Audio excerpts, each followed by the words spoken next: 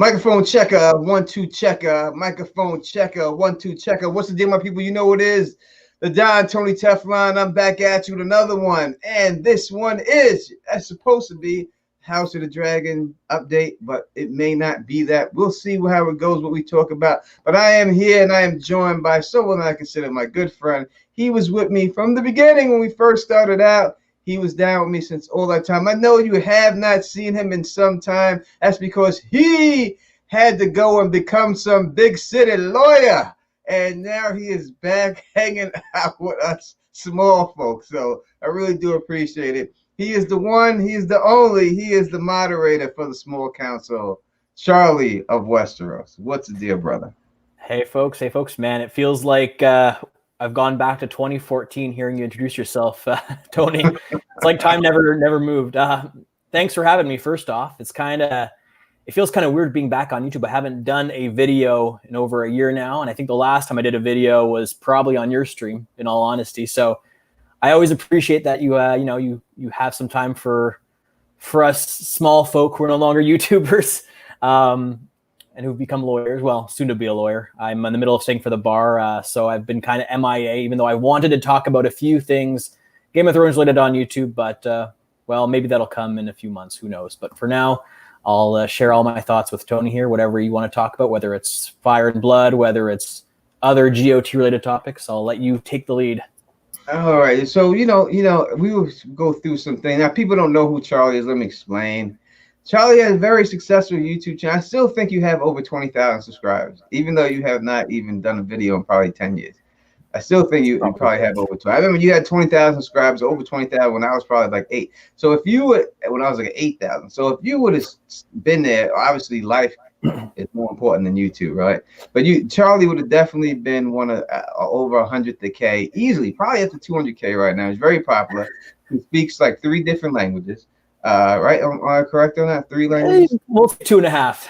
2.5 with Polish, French, and English, French, right? English, and Polish. My Polish is a bit rough, unfortunately. I haven't practiced in a while, but I can get by if I'm in Poland. I'll get Elamar on here, see if she's available in a little bit, and you can test your Polish. I'll test it with her. She can hear my horrible Polish. I would put my mom to shame. Yeah, she can test your Polish that. But Charlie, he was rocking with me from the beginning. When we first started doing it, and the small council, we were the first people to ever do live streams on YouTube about Game of Thrones. It was me, him, James Johnson, LaDonna, Nico, T-Baby. Who am I missing? I mean, Eli Knight was there for some time. Anyone else? Maester Payne. I think I said Payne. I'm not. Did you? I don't know. Maybe Maester Payne. And then Claire Gray would join us from time to time. She was there. It was a great times back then. And someone said they still subs to you, Charlie, right here in the chat. Oh, sweet! You didn't unsubscribe. I wouldn't blame you if you did, because it's been a while. All right. So look, we would have more people would have been with us. Right now, wouldn't it just be me and Charlie? We did have a whole reunion plan, but things got messed up yesterday, and then obviously just doing it a day later, certain people can't make it and things like that. So you got us, all right, and that's what it is. Unless Elamar could join us also, I don't know. She's in the chat. If she can, she'll let me know if that is what it is and stuff like that. But all right, so let's talk about some stuff. I think we've done a little bit of history of Charlie and stuff, but let the people know exactly what you've been up to, just in detail, exactly what's been going on with you in your life and everything. Oh man, well, let's see. I guess we can leave off when I stopped making videos last year. I was kind of let down by the ending of season 8. I'm not gonna lie. We can talk about that if you want, but yeah, we can. We will. Personally, I kind of lost. In a way, I kind of lost interest in making YouTube videos, but at the same time, I was also, I was finishing a law degree, and I was hoping to make another video on my thoughts on season 8 and the ending, because it's kind of, I don't know, I feel like it's something I need to get out there at some point. I've had a few people ask me about that, so maybe that'll come at some point. But for the most part, I've just been studying law. I'll be moving in a few. Well, I was supposed to move in a few months to go to Ottawa, the capital of Canada, but that's been delayed a bit, so I'll be working from home with my parents for the next few months. That's mainly the big the big events in my life lately. It's been That's we're trying to survive COVID too. That is Like huge events in your life. I mean, I remember when you first were doing the law. You know what I mean? You first started law school and everything else, and now to get to the point where you're actually taking the bar, that's crazy. So Elamar can't make it. So if you can say a nice hi to her in Polish, she's in the chat real quick. Cześć. Co nowego? It's like, hey, what's new? All right, there you go. See, she was telling me how good you did that. All right. All right. We'll talk about that later. All right, so season 8. All right, you said it disappointed you. What was it that actually really let you down the most? What were your expectations, and then what did they change it to make you let you down? Shit, I mean, where to start? On a very superficial level, I mean, I think those few of you who are still around who watch my videos know that I was a big Dany fan. So obviously, it was a bit of a crushing blow to see where they took her storyline. But honestly, I don't think that was the big thing that really upset me with, Chesh. I see her LMR's writing on screen there. It wasn't just her storyline that really was the big reason why I had an issue with season 8. Because I think I've said this before, but even if they had, chosen to take Dany's storyline down the path of, darkness and destroying King's Landing and all that good stuff, I could have accepted it, but I think the big issue I had, and I think a lot of people had, this is of course is a bit of a beaten horse, I think the expression goes, is that it just felt rushed. The writing was not very fluid in my mind. Oh, thank you, Miss Duncan, Mrs. Duncan. That's so cool. I didn't know we could do that. Sorry, I'm really distracted by like the messages coming up on our screen. Never seen that before. What was the thing? Oh yeah, the writing. I don't know about you, Tony, but I feel like the writing was just super rushed this past season, this final season of Game of Thrones. A lot of things could have made sense, honestly. I think they could have made sense of the story if they didn't try to shove it all in the span of 6 episodes, wasn't it? It just didn't have any, it didn't really create a very coherent story when you just rush things together like D&D did, unfortunately. Right. Real quick, let me jump in. So it was supposed to be 1 season, right? And then HBO offered them a shit ton of money to do another season. So instead of making a whole nother season, they cut that season in half. Do you think that it would have been better if you would have had both of those seasons combined? Would you have thought that would have been a better way? Or the fact that it's split in half is what messed it up? You mean season 7 and season 8 split in half type of thing? Yeah, because that was all supposed to be 1 season. Yeah. 7 and 8 was 1 season. But because HBO offered them more money, they cut that season in half and did it for 2 seasons. Do you think it would have been better if they just did all that in 1 season? Just instead of 8, it would have had a long season 7 and it would have ended then. Yeah. Honestly, my hunch is that it would have been worse, actually, because then you're compressing even more information into 10 episodes, I guess. I think that would have been a bad idea. I know George R. R. Martin originally wanted them to go as long as, I think, 12 seasons or something like that, which seems long. But if you want to get the story, told properly, because let's face it, George R. R. Martin's books are quite complicated. They were able to dumb it down, and I don't mean that in a bad way, but they were able to kind of synthesize the material to a more compact form on TV that it was enjoyable nonetheless. Like in the seasons before 7 and 8, I guess. But D&D didn't want that, and I think they really just did themselves a disservice. I'm sure it would have been even acceptable had they gone for 9 seasons. You know what I mean? Like maybe if they had a whole season. Like if season 8 in its entirety focused on the White Walkers, and then the season 9 focused maybe on, the Cersei Lannister King's Landing plotline, I think then even that might have helped them enough to make the last 2 seasons, or the last 1 season made into 2 parts, more enjoyable, just because it didn't really, the storyline, I understood what they were going for, but again, it was all over the place in terms of the information they were giving us. Well, the way they had it and the way they made it, they did it was that, when you have the White Walkers and you put out that the White Walkers are this big threat for the show, and that's the way you go for the whole time.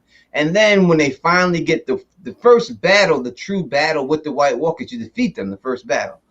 That's not a big threat. You know what I mean? If you do that, you can't just have them the first battle they really have, and people say, "Oh, they didn't. That wasn't the first battle. They fought them at Hardhome. They weren't ready for them at Hardhome. That was like a slaughter. They got jumped by the White Walkers there. So this was the first time they actually were ready, waiting for the White Walkers to come. The battle was going to happen. They defeat them the first battle. This is supposed to be a group of people, when you read the books, that basically devastated the whole continent of Westeros, right? They destroyed every kingdom. They destroyed all these castles. They basically had it taken over to the point where you had to have this last hero go out with 7 people, like his own, and find the children of the forest. And it wasn't until then that they were able to make the guys who started the Night's Watch and be able to beat these people back.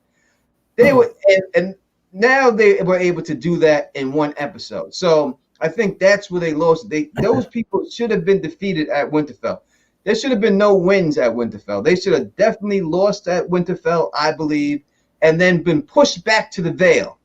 I think they should at least, and then fought them again. If you want to beat them this time, because now they've watched them and know a little bit more what they have to do, then I think that goes over a little bit better, you know, if you do something like that. But to have them defeated right off the bat, they come in here and boom, they're just done. You know what I mean? That I think took a lot away from that season. I think that was probably the most disappointing part. What about the turn that they put Dany on, saying that she did this Mad Queen turn and she went around burning King's Landing and killing the people? How did you feel about that? So if people don't know, all right, so we first started everything. Everybody knows I was a Stannis guy, and Charlie was a Daenerys, and we would argue back and forth about Daenerys and Stannis. Every small council, I mean, heated arguments. Me and Charlie. Don't let that face fool you. I mean, he's a lawyer for a reason, all right? He likes debate, so don't let us. So we used to get into it and stuff like that. So, how did you feel about? I you know, I'm not a Dany's fan, but I just think it was a terrible turn they put her on myself. But how did you feel as a Daenerys fan? Yeah, I can say the same thing about Stannis. You know, I still feel like they did Stannis dirty, even though I wasn't a Stannis fan per se. I think the storyline should have probably been resolved in a different way for that, but that's, you know, a whole other conversation. Speaking of Dany, I remember one time you called her the Kim Kardashian of Westeros. I don't know why that stuck with me, but it was just so freaking funny in hindsight. Anyway, just want to quickly respond to your comment about the White Walkers, though, and I totally agree with you, by the way, on they should not have resolved that whole plot line at Winterfell. I kind of see, you know, the symbolism of having the White Walkers fall at Winterfell, where winter fell, because the play on words. But I think in terms of urgency, in terms of creating a better buildup for the story, I mean, it would have been so much more intense, so much more interesting if, you know, humanity's apparently last hope is destroyed at Winterfell, and now we're kind of thinking like, well, fuck, what are they going to do to defeat the White Walkers? There's nothing they can do. They pull back the few survivors that remains, and then somehow they're able to overcome. I think that would have been an amazing ending for, if not the show, at least for, like, you know, an extended 8th season that were to end with the White Walker plot. In terms of Dany and the big turning, here's the thing that bothers me with that. And I kind of touched on it earlier when I talked about the rushed nature of the story. It's because, you know, Dany in season 7, they make a big deal about how she protects the poor. She's here for the enslaved. She wants to overthrow, like, you know, remove the chains of the oppressors. It's her whole shtick, for lack of better words. And they harp on that. There's a few scenes. I've seen a few compilations of it on YouTube of, like, you know, people like taking clips of Dany in season 7 and all the time she says how she's not going to burn people to death and how she wants to be a good person, how she wants to do the right thing. And then almost apparently 2 episodes later in season 8, she says, fuck it, I'm going to burn everything down. It just doesn't really make sense in terms of her going from like point A, can't see me on screen, point A to like point C or D, you know what I mean? There's a big gap in between that just didn't make sense. It was like all of a sudden overnight she decided to go crazy and burn everything down. And that's why I'm saying, you know, if they had extended the season to a whole, to, you know, make it more episodes, like, I don't know, like a few more episodes at least, maybe another season, if they had like a gradual, if they gradually showed her going through that mental breakdown, if you will, it might have made more sense. But, you know, the 2 episodes that we had where she lost Jorah Mormont at the end of the battle, and then to have her losing Missandei, which of course was traumatic, but then it kind of just evolved into her wanting to sleep with Jon Snow, and Jon Snow was kind of being coy as like one of the catalysts to make her go berserk, and then hearing bells in King's Landing as another catalyst to make her want to burn everything down. It was bizarre. I don't really know how else to describe it. It just seemed really, really weird the way they chose to portray her as the Mad Queen. Yeah, and again, they could have done it a better way. That's all. Yeah, if you're going to make her the Mad Queen, and that's the way you want to do it, then that's fine. All right. It's the problem isn't the fact that she turned mad.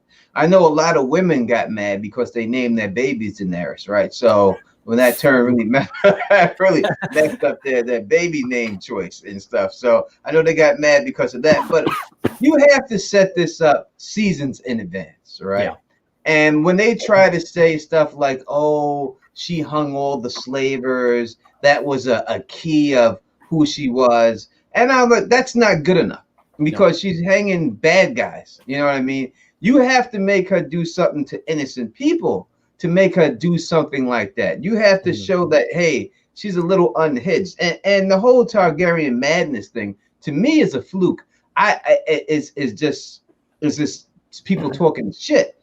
I don't see these mad Targaryen kings, and I've read about all of them, and I don't see this madness that's taken over these Targaryens to the point of where it's talked about it's a flip of a coin if you get one man. Because it's not that case at all. There's a billion you may get one who does some mean stuff. Because being crazy, like crazy, when I'm thinking like mentally insane crazy, like committed crazy. I don't see these Targaryen kings. I see some evil things they do, but I think that's more because of that they have power, and that's more of just being cruel more than just being crazy. So I don't see this Targaryen madness at all. That's what's supposed to be. Yeah. So I don't see how it would have got built to her, because her father was not a madman until he was captured and came out of that whole defined Duskendale situation, and was tortured. And that drove. It wasn't like he was born that way, and then all of a sudden he just went mad. He had reasons to go mad. If you get tortured for as long as he got tortured, that might drive you insane too. But the way they put it out there, it's like it's in his blood that anyone could snap at any time. I think if anyone gets tortured, they could snap like that. So I just thought that they didn't build it up enough, and that was the real problem with it. You just had her have a bad hair day, not shave or comb her hair, and then she goes out there and she just starts burning people. And we've never seen that side of her. We've never seen anything do anything like that. So it just didn't fly. And that also brings up to Jon Snow killing her at the end. It just wasn't. It didn't feel justified to me for him to do this to her. How did you feel about that? Even though, I made a video about him killing. I told you that was going to happen. Many years ago, I told you he would do it. I didn't think it would be for that reason, and I still don't think it would be for that reason. But how did you feel about that?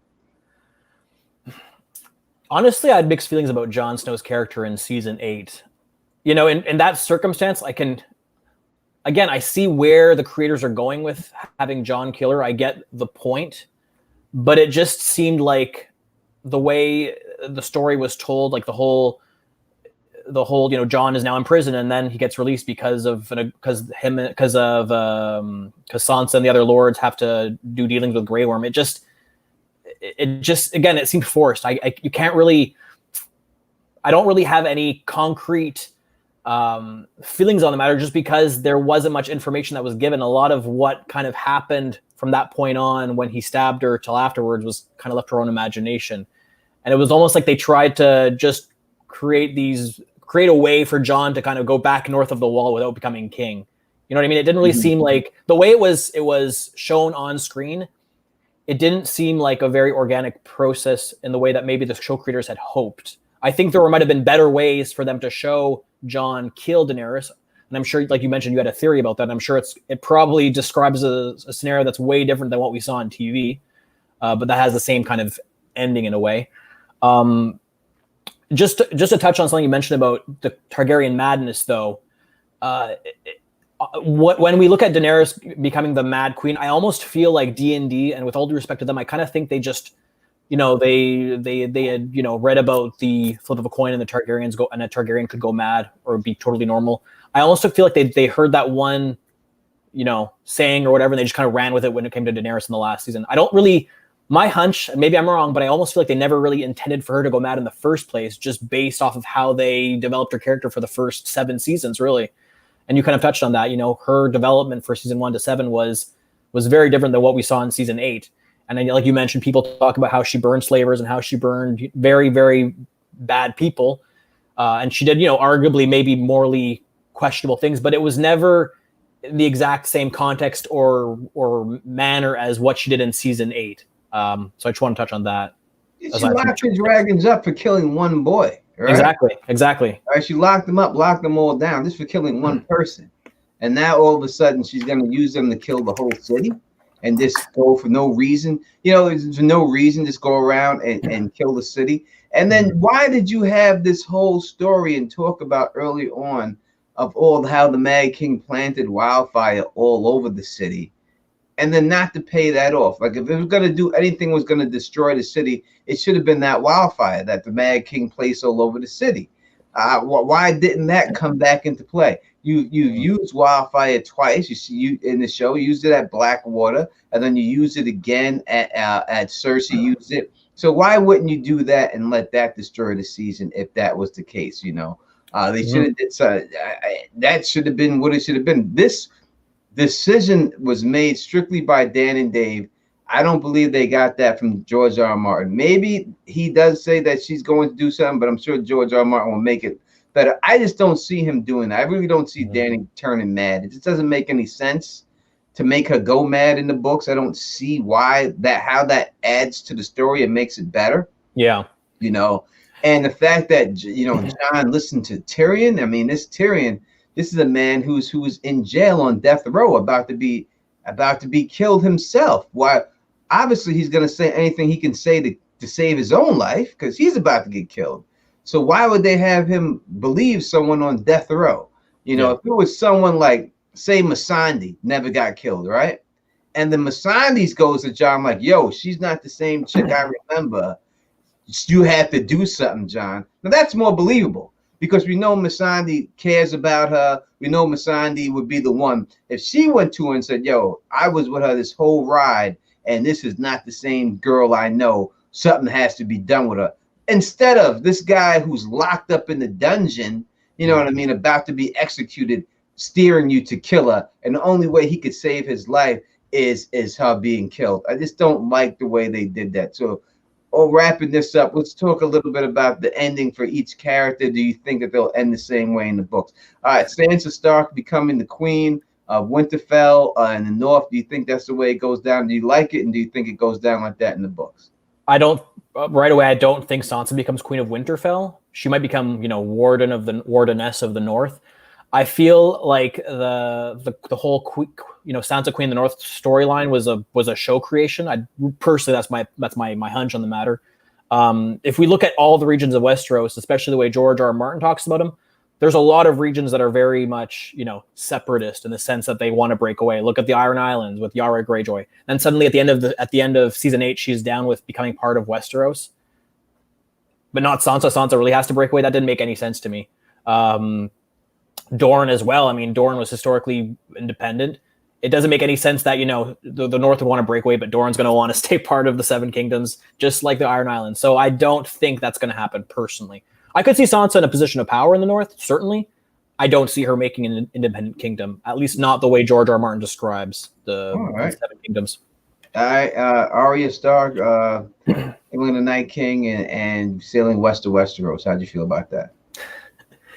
I mean, it could make for a cool spin-off story, I guess. I didn't really, honestly, it didn't leave the most impact on me compared to a lot of the other storylines, just because I was more, I guess, irritated with how they dealt with other characters. So maybe, I don't know, in my Disneyland world, I guess I could see her ending up with Gendry and living happily ever after at Storm's End. But if they wanted to have her go west, then sure. All right. What do you think of that? Becoming the king of Westeros. I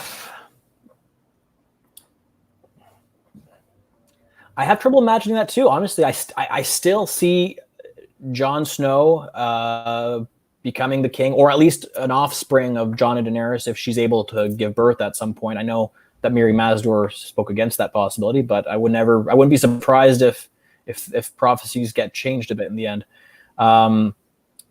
If let's just put it this way, if Bran were to become king of Westeros, it's not going to happen like it did in the TV show. It's not going to be some council that gets together and decides, oh, let's put this guy who can't use his legs and he's quote unquote crippled, will become the king of Westeros because he's not a threat, or he's seen the most things through the eyes of birds and seen in the past. It's kind of a weird way to develop that storyline. I kind of think Bran Stark's either doomed to live out his days as a seer, or he gets killed off at some point, knowing that's going to be the end of the Green Seer line. I don't really see that going. It's hard for me to see Bran in Westeros. Yeah, what's up? It's hard to see Bran getting out of the cave is very hard to see.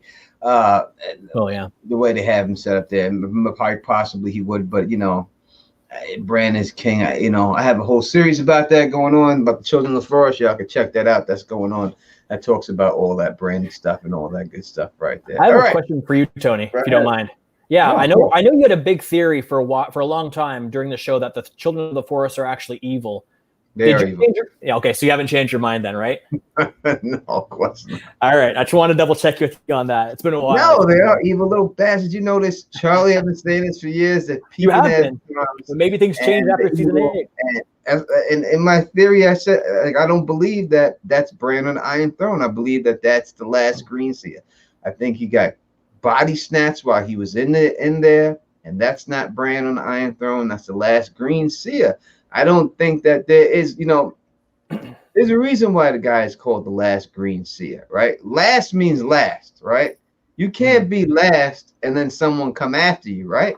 There's no laster than last, right? You're either last and that's it.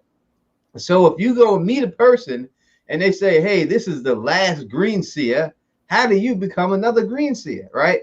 He's the last Green Seer because whoever the Green Seer was, he keeps jumping from body to body to body, making him the last Green Seer. So he jumped from his Children of the Forest body to Blood Raven's body, and now he was about to die in that body, so he needed a new body. Now he jumped into Bran's body and took Bran over. That's how I feel. So I don't feel like that's Bran on the Iron Throne. I think that's the last Green Seer. I believe it was a plan from the Children of the Forest all up. And if you check out my new video series, that's what that's all about. Explain exactly how that happened and all the proof that points in that direction. So that is how I believe it's going down. It's not Bran. It's the last Green Seer sitting on the Iron Throne. Everyone's like, oh, Bran is what is that, Brian? I haven't seen Charlie in 5 to 15. 15. Jesus, it has been at least like 15. It's just like. YouTube been around 15 years ago? It's like a bid, Charlie. Like you've been locked up for like you just got out of prison and stuff. 15 years. It feels like that way sometimes. Being in school so long. I will say though, Tony, about your theory on as to Bran being or having the last Green Seer within him, it would have made for a much more interesting ending if they kind of flashed to Bran as like a last shot, and it kind of shows him. Or it kind of reveals him as being a mastermind behind the whole thing, just so he could get power over Westeros. He did. Well, he did kind of say it because he said, they said, why are you here? He said the reason why he came is because he knew he was going to be named king. That's why he came. Yeah. That's what he said. That's what they say to him in the show. But, they could have did something like make his eyes turn to like a Children of the Forest eye at the end or something like that. Exactly. But I don't think D&D even thought about that. I honestly don't think that was even on their mind when they were creating that storyline. I think it was just a thought that fans of the show, such as yourself, thought would be really cool and would make the story more interesting. Well, it's really not interesting because the reason they give is he has the best story. Oh, he had the best story of everyone. No, he didn't. He didn't have Arya's story was better than his. Jon's story was better than his. Sansa's story maybe his was a little bit better than Sansa's. But if you look at everyone, Stannis had a better story than him. Daenerys had a better story than him. If you're just judging it on stories, everyone had a better story than him. His story, he had such a good story. They left him out a couple of seasons, right? That's how good his story was. And he wasn't even in the show for a couple of seasons. But yet he had the best story. You can't have the best story and you're not in the show every season, and when other people are in there every season. So come on, it was a terrible terrible situation and stuff. If anyone has any questions for Charlie or would like to ask Charlie questions, please put them in the comments section. Charlie's here to answer everything. I will jump in from time to time, but this is really Charlie's oh no. moment. Ah, shucks, it's my moment. This is I miss doing these streams though, Tony. Honestly, I miss doing these live streams. I mean, it was so much fun back in the day when we were always discussing the episodes after the fact, or even like, talking about theories like this, whether it was just us or whether the other small council members were around. It was a great time. We were just talking about before we got on here. We were talking about other people, who used to be around back then, and it was like I used to have the Lady Kayla. I don't know one's even gonna know about the Lady Kayla, but Lady Kayla, she was like, I'm not gonna say the first, but close to it. Yeah, she was one of the first people who was doing Game of Thrones on YouTube, the Lady Kayla. And I remember I tried to get her on. I don't even know. I don't think it ever came through. I know we had talked about it a couple of times to get them done. You know what I mean? But she was one of the original people, and I hate to hear that. We got Anime Lover Nicole asked you this question, Charlie. Who did you want on the Iron Throne, Charlie? Tony, who do you think I would want on the Iron Throne? I would have to say Daenerys Targaryen, Stormborn Targaryen. I mean, in a way, D&D delivered on that, because technically she was Queen of Westeros for all of a day, a few hours, maybe. We've never seen her sit the throne, though. You're right. We never did, unfortunately. No, honestly, I feel like it should be a child from Jon. My fairy tale ending is that Jon and Daenerys have a child, and it's the child that sits the throne, and Jon and Daenerys both get killed off in the end of the series. That's kind of much better. I'm with you on that. If she would have had a baby, baby would have been born, and they both get killed off somehow, they die. And then if you want to have Tyrion or someone raise the baby, and you see it until the baby becomes of age, I think that's a much more solid. And or you have Sansa raise the baby, and you could put Sansa with Tyrion if you really wanted to, and have them raise the baby until the baby becomes of age. That's a much better ending. I think that would have been much better than what we got. Yeah, I obviously think that Stannis Baratheon has the right and should have sat the Iron Throne when it's all said and done. You know what I mean? I don't see how it should have been anyone else but Stannis. I will say this. I will say this for Stannis though, Tony. I don't know how the story's going to end in the books, but it should not end the way it did end, because they almost made Stannis like a child. It was weird the way they decided to have him kill his own daughter, and it wasn't something I could ever see him doing in the books. No. I could see Melisandre killing the daughter, or Selyse, encouraging Melisandre to kill the child, to kill Shireen of their own volition, but I don't see Stannis being the one. There's a lot of issues, also with events in the books. There's a lot of issues in terms of how that would happen that I just don't see happening. And I could even see Stannis surviving longer. There's no way I could see it happening in the books, especially for the reason that they give. I mean, Stannis is all snowed in the Croft village. Yeah, he's nowhere near his daughter. So only one up there I could see his wife doing it. If his wife does it with Melisandre at the wall, I could see that going down, but not Stannis personally doing it or anything like that. So I can't see Stannis being involved in it. That was a show thing. And I think Dan and Dave admitted that they didn't like the character of Stannis, and that's why they did it that way. And we know that Dan and Dave are very petty, right? I've told everyone, if y'all watch this things, I've commented on their pettiness. They said specifically, and you go find the interview, they said, you could hear come out of their mouth, that they made the character of Jon Snow have a small dick because Kit Harington had too much going on in his life. I mean, that's what they said. So that's why they put that in there, and they wrote that in there, because they were that petty. But Kit Harington was getting all that attention, so they made the character Jon Snow had a small penis. And that's the reason why they did it. So I never heard about that, but yeah, they said it. They said it themselves. That's crazy. He had too much going on, so they had to take him down a little bit. So they're petty. They're very petty, and that's what it is right there. So yeah, I'm going Stannis. He says the child of Dany and Jon. I think that child of Dany and Jon. I think everybody would have been happy with that ending if it was a child of Dany and Jon. Even if Jon didn't die and he just went north and his child was still there. You know what I mean?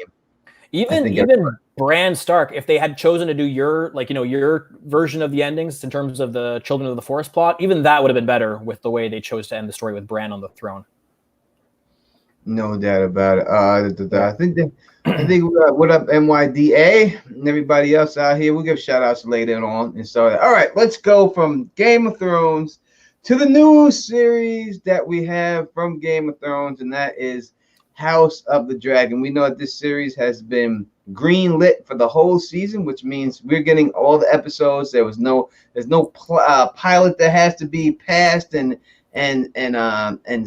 put forth that they say we like the pilot, then we go. The show is ordered, so you're getting all the first season. No matter what, they're gonna get a first season. Were you happy, Charlie, when you heard that they were going to just focus on the Dance of Dragons? That's what the season's gonna be on. Were you happy thinking that you think that's a good thing that they should have focused on? You like that for a spinoff? Honestly, yes and no. Mostly yes, though, and I'll explain why. I think they could have done an amazing job with creating a film, let's say a trilogy based around the Dance of the Dragons. I think it would have been so cool to see, dragons fighting each other in a big cinema. I think the budget for that kind of a project would have been a lot higher than what they would have had for a TV show. Not hating on a TV show portrayal of that storyline. I think it's going to be amazing nonetheless, or at least I hope it's going to be amazing. But I do think it would have been a better storyline to put on like the big screen, kind of like a Lord of the Rings type of epic, if you know what I mean. That's just my hunch on the matter. How about you, Tony? Yeah, I did not want. I wanted to see Aegon's Conquest. I thought they should have did that. I understand why they did it, but to me, I think Aegon's Conquest. You start with that, and then as you said, Dance of the Dragon as a movie would have been great. Maybe they're planning on doing Aegon's Conquest as a movie. Who knows? But I just think that the Conquest, you have more battles, I think, in the Conquest. You may not have a lot of dragon on dragon fights, but I think you have more just regular straight up battles. And I think the battles are better. And I think that it would have been easier for people to relate with these people, how the Targaryens took power over than just or you come in there and they're already in power. This question here is from Seth. Says, do you guys think the Dance of Dragons will be dumbed down and made simplified the way they consolidated the characters of Game of Thrones? What do you think? I think a little bit. I'm being honest here. I think that because there's so many Targaryens in the Dance of the Dragons, the two short stories, The Princess and the Queen and The Rogue Prince, I think it's going to make things very complicated if they have, basically two branches of a Targaryen family with all these weird names, Rhaenyra, Rhaenys. They all kind of sound the same. And with all due respect, Targaryens do look very similar to one another with their, almost all of them anyway, except for Rhaenyra's children, with their typically silver blonde hair and light eyes. I think it would probably complicate things. So I think what they're probably going to do is they're probably going to merge some characters. So for example, they might, instead of Rhaenyra having 3 sons, she might only have 1 from her first husband. Well, from her first, we don't have to go down that far, but you know what I mean, from her first marriage. Mm-hmm. Same thing with Aegon II's family. I think they're probably they might take away a sibling or 2, or take away a couple of his kids too, just have 1, just to kind of make the storyline more focused and kind of merge the characters into one. Kind of like what they did with Gendry, actually. Remember, they had a few illegitimate children of Robert Baratheon in the books, but they all kind of put him into one character, who's Gendry in the show. What do you think, Tony? They did it with the Tyrells too, right? They didn't put all the Tyrell brothers and stuff in there. Yeah, I just think that they have to, because I don't know why George does it, but these names all sound the same, and it's all the same name of the same guy and everything else, and it's hard. I don't see them being able to do all of them. As you said, without a shadow of a doubt, they will go and push down the characters and shrink them down, instead of 3 to 2 or 1 and things like that. I definitely will do that for both sides. But as for dumbing down the whole story and simplifying it, yes, I think that it depends how long it goes. I think that they'll go there the first season because George R. Martin's involved with the intention of telling the whole story. If it's not popular, then they'll have no choice, because they're going to have to come up with an ending for it if they are allowed to put an ending out. And I think they could rush the ending, and then you have to skip a whole bunch of different things. But if it is popular, then I see them, and this all depends on the health of George, if he could stay healthy during this whole time and see this whole thing through. I think if he's there to see it through and he's there to guide the ship, I think they'll do everything. But if for some reason he can't get there, then I think that it won't be the same. I think they'll take it away because it won't make it. So that's the way I would look at it. Depending, it's all really on George and how well the show does. I am hoping my YouTube channel is hoping that it does well. I'm not gonna lie about it. My YouTube channel is dying that this thing is gonna be a smash hit. But you know, Game of Thrones wasn't that hit until about after the Red Wedding. It was that season of the Red Wedding that really made the show take off. You know, it was the actual Red Wedding. I mean, when you see people getting reaction videos to the Red Wedding, that's when it got to the locker room, the cooler talk, and then the people like, what are everyone talking about this Red Wedding?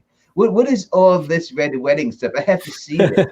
And that's because I remember I was watching the show when I was dating this woman that I should have never dated. And I remember I was watching the show and she hated the show. And then that's what she heard about was this Red Wedding. And that's when she started watching it. And then she watched the first season. And then I was like, all right, you can watch. And she was like, no, I have to find out what happens to the little boy. What happens to the little boy? And then that's what got her into it. But what piqued her imagination, I was watching it all this time. She didn't care about it at all. But it was the people that were talking about the Red Wedding that people said, oh, I got to see what's going on. And I think that is what it is. And I think that's what happens. We'll answer it. We got a super chat from Fernandez T. Thank you, sir. $25 says, nice. Right here. I appreciate that. Aaron Fernandez T. He's been around for a long time, Charlie. You probably know who he is. Stuff like that. He's been there for a very long time. Thank you for that. Miss Duncan the Tall, the woman who will be defeated by me in a thumb wrestling contest. She asked, will we see Mushroom in this series? Do you think that Mushroom, the court gesture, Mushroom, will he somehow be in this upcoming series or will he get axed out? I'm going to say no, because Mushroom in the books had a very specific role of relaying certain scandalous information to us, the readers.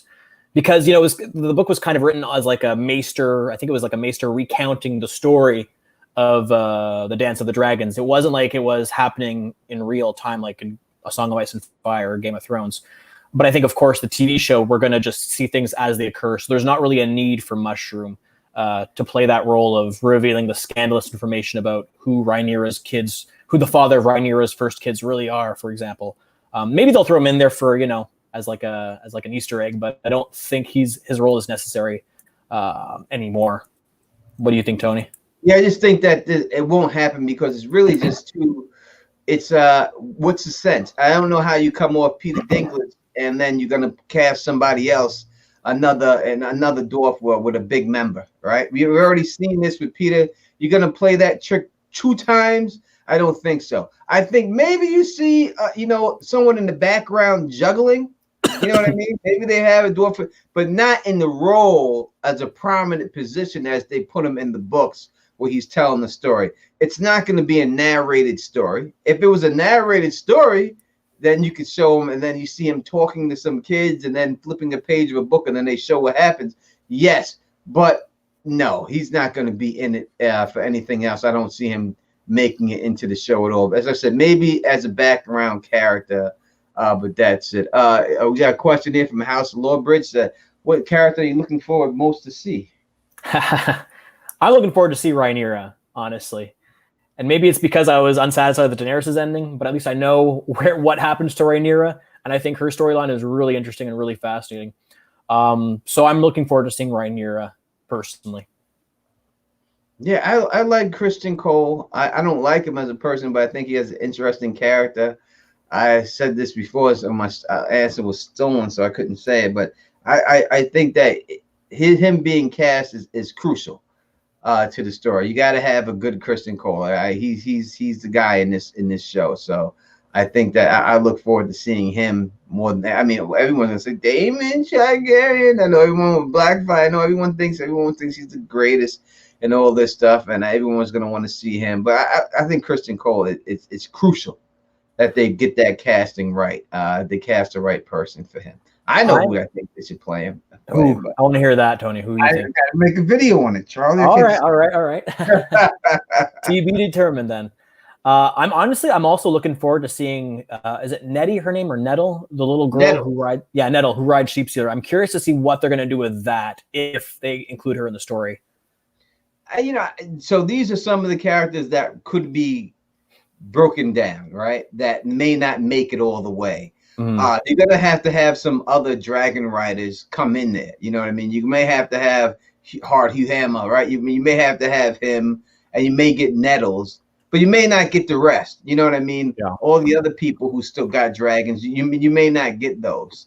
So it all depends how dumbed down it's going to be, how many dragons they're going to actually have, because the dragons come down to, especially with Rhaenyra, her kids and stuff, right? Because they're all dragon riders. So if you don't have all her kids, you're going to have less dragons. If you have less dragons on one side, you're going to have to make less dragons on the other side.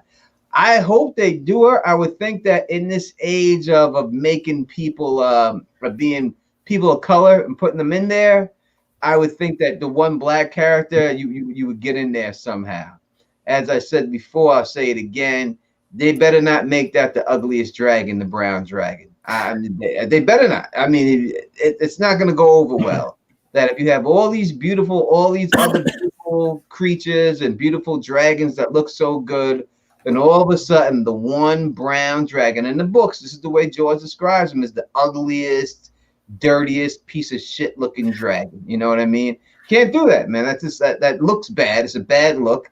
And then you have the black woman, the only black woman, driving the ugliest piece of shit looking dragon, while all the other dragons driven by the silver haired people are all beautiful and have all this stuff. So I don't think they could do it that way. I think they would be more socially conscious and not make it go that way. So I wonder if they might create like an ugly duckling storyline. You know what I mean? Where they first introduce the dragon and or Nettle as being, as more or less being what George R. R. Martin described them as, but then once you see them as dragon rider and dragon in the air and fighting, they kind of have this awakening moment where they become this beautiful creature that we didn't get to see at first. I don't know. Just a thought.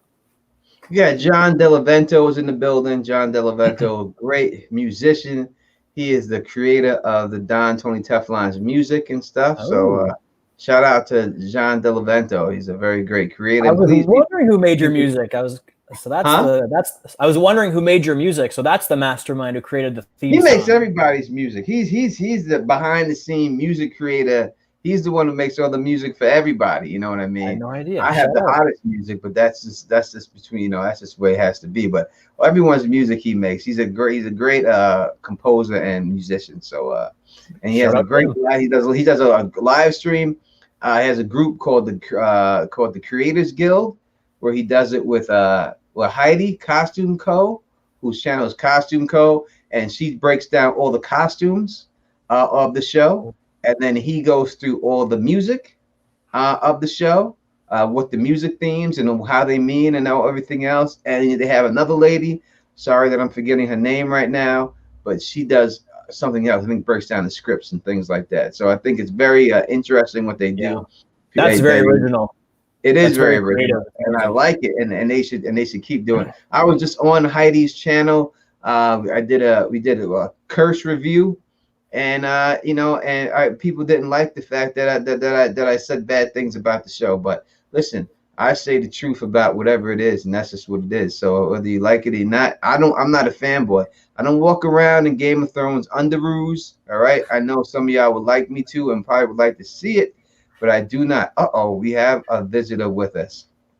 Let's bring this person in real quick. We're going to bring him right now. Now, I know that you people say that you don't have to be a rocket scientist to understand A Song of Ice and Fire. But I happen to have one with us right now. She is, I'm not bragging that my friends are smarter than your friends. I'm not bragging about that, all right? But she's smarter than all of us combined. She is the one, the only Tina Foyle, Nicolina. How are you? Hey guys, can you hear me? We can hear you. Okay. Hello, everyone. What kind of intro is that, Tom? I'm not smarter than all of you. Oh my god. Hey, you're the rocket scientist. That means just about all I'm of not us. a rocket scientist. I'm a physicist. All right, physicist. Tomato, Sorry. tomato, Nico. Exactly. Jesus. I'm not a rocket scientist. I'm just a physicist. I'm sorry. I'm not a rocket scientist. I'm sorry about How's it going, Nico? Well, it was really hot here in Germany, but today we had some rain, so now it's hot and humid.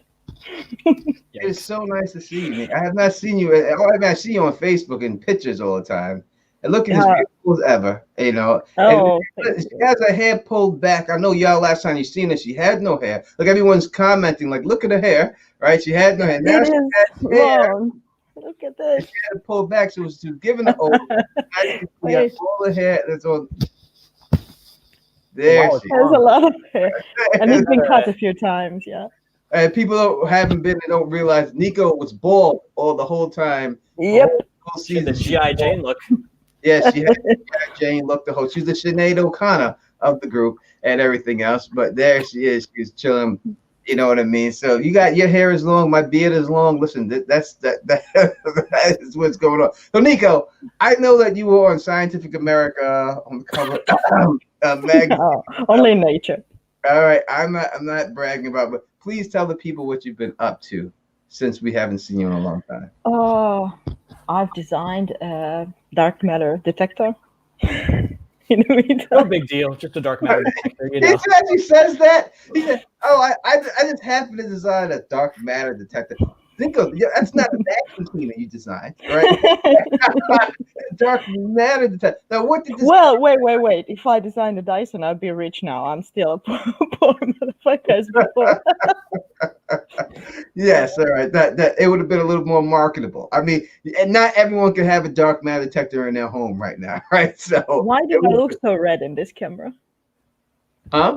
I look super red in the camera. No, you don't. I do though. You look great. You look great. So, dark matter detector. Well, what was going on when you designed this dark matter detector? What happened?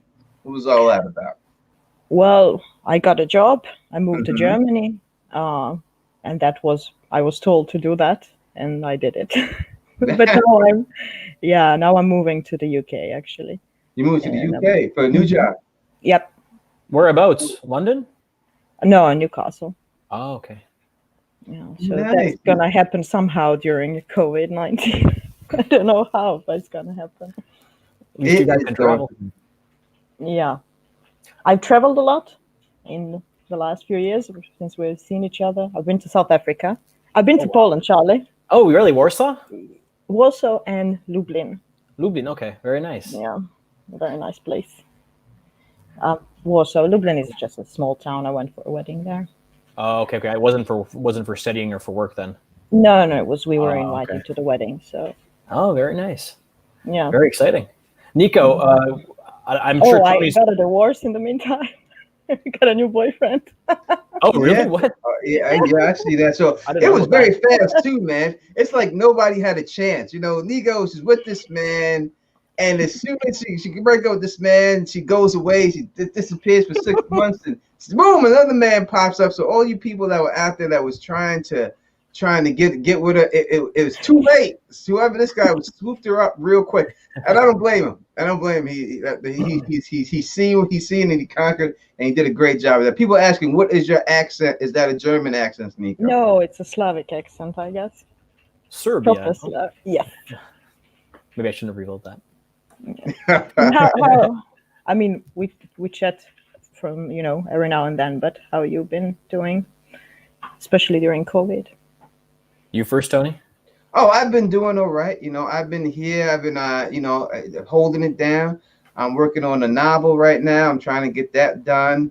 Hopefully I can get that done, before the year is out. I would hope to get that done. I'm hoping to get, laid off again. And that way I could sit down and write this book. I would love to get, I don't want this COVID to hurt people, but I'm saying, it helped me get my book, a lot of it done. I got to say that I was getting a lot of the book done when I was home. I'm now being back at work. It's a little bit hard for me to write as much as I want to and do all the YouTube videos and everything else like that. So I've been doing that. That's what I've been doing. My daughter, she gets married. Yes, that I know. Congratulations. Next Yeah, week. congrats. Is it next week? I think it is next week. God damn it. So she'll be married next week. So we'll be doing that and taking care of that. So that's what's been going on in my life. Those are the highlights, I would say, in my life. Charlie, your turn. Yeah, finished law school. Now I'm studying for the professional exams, the bar exams, which are online, which is going to be. Yeah, I did the first one, the barrister exam, which is, like pleading in court last weekend. Yeah, it was last weekend.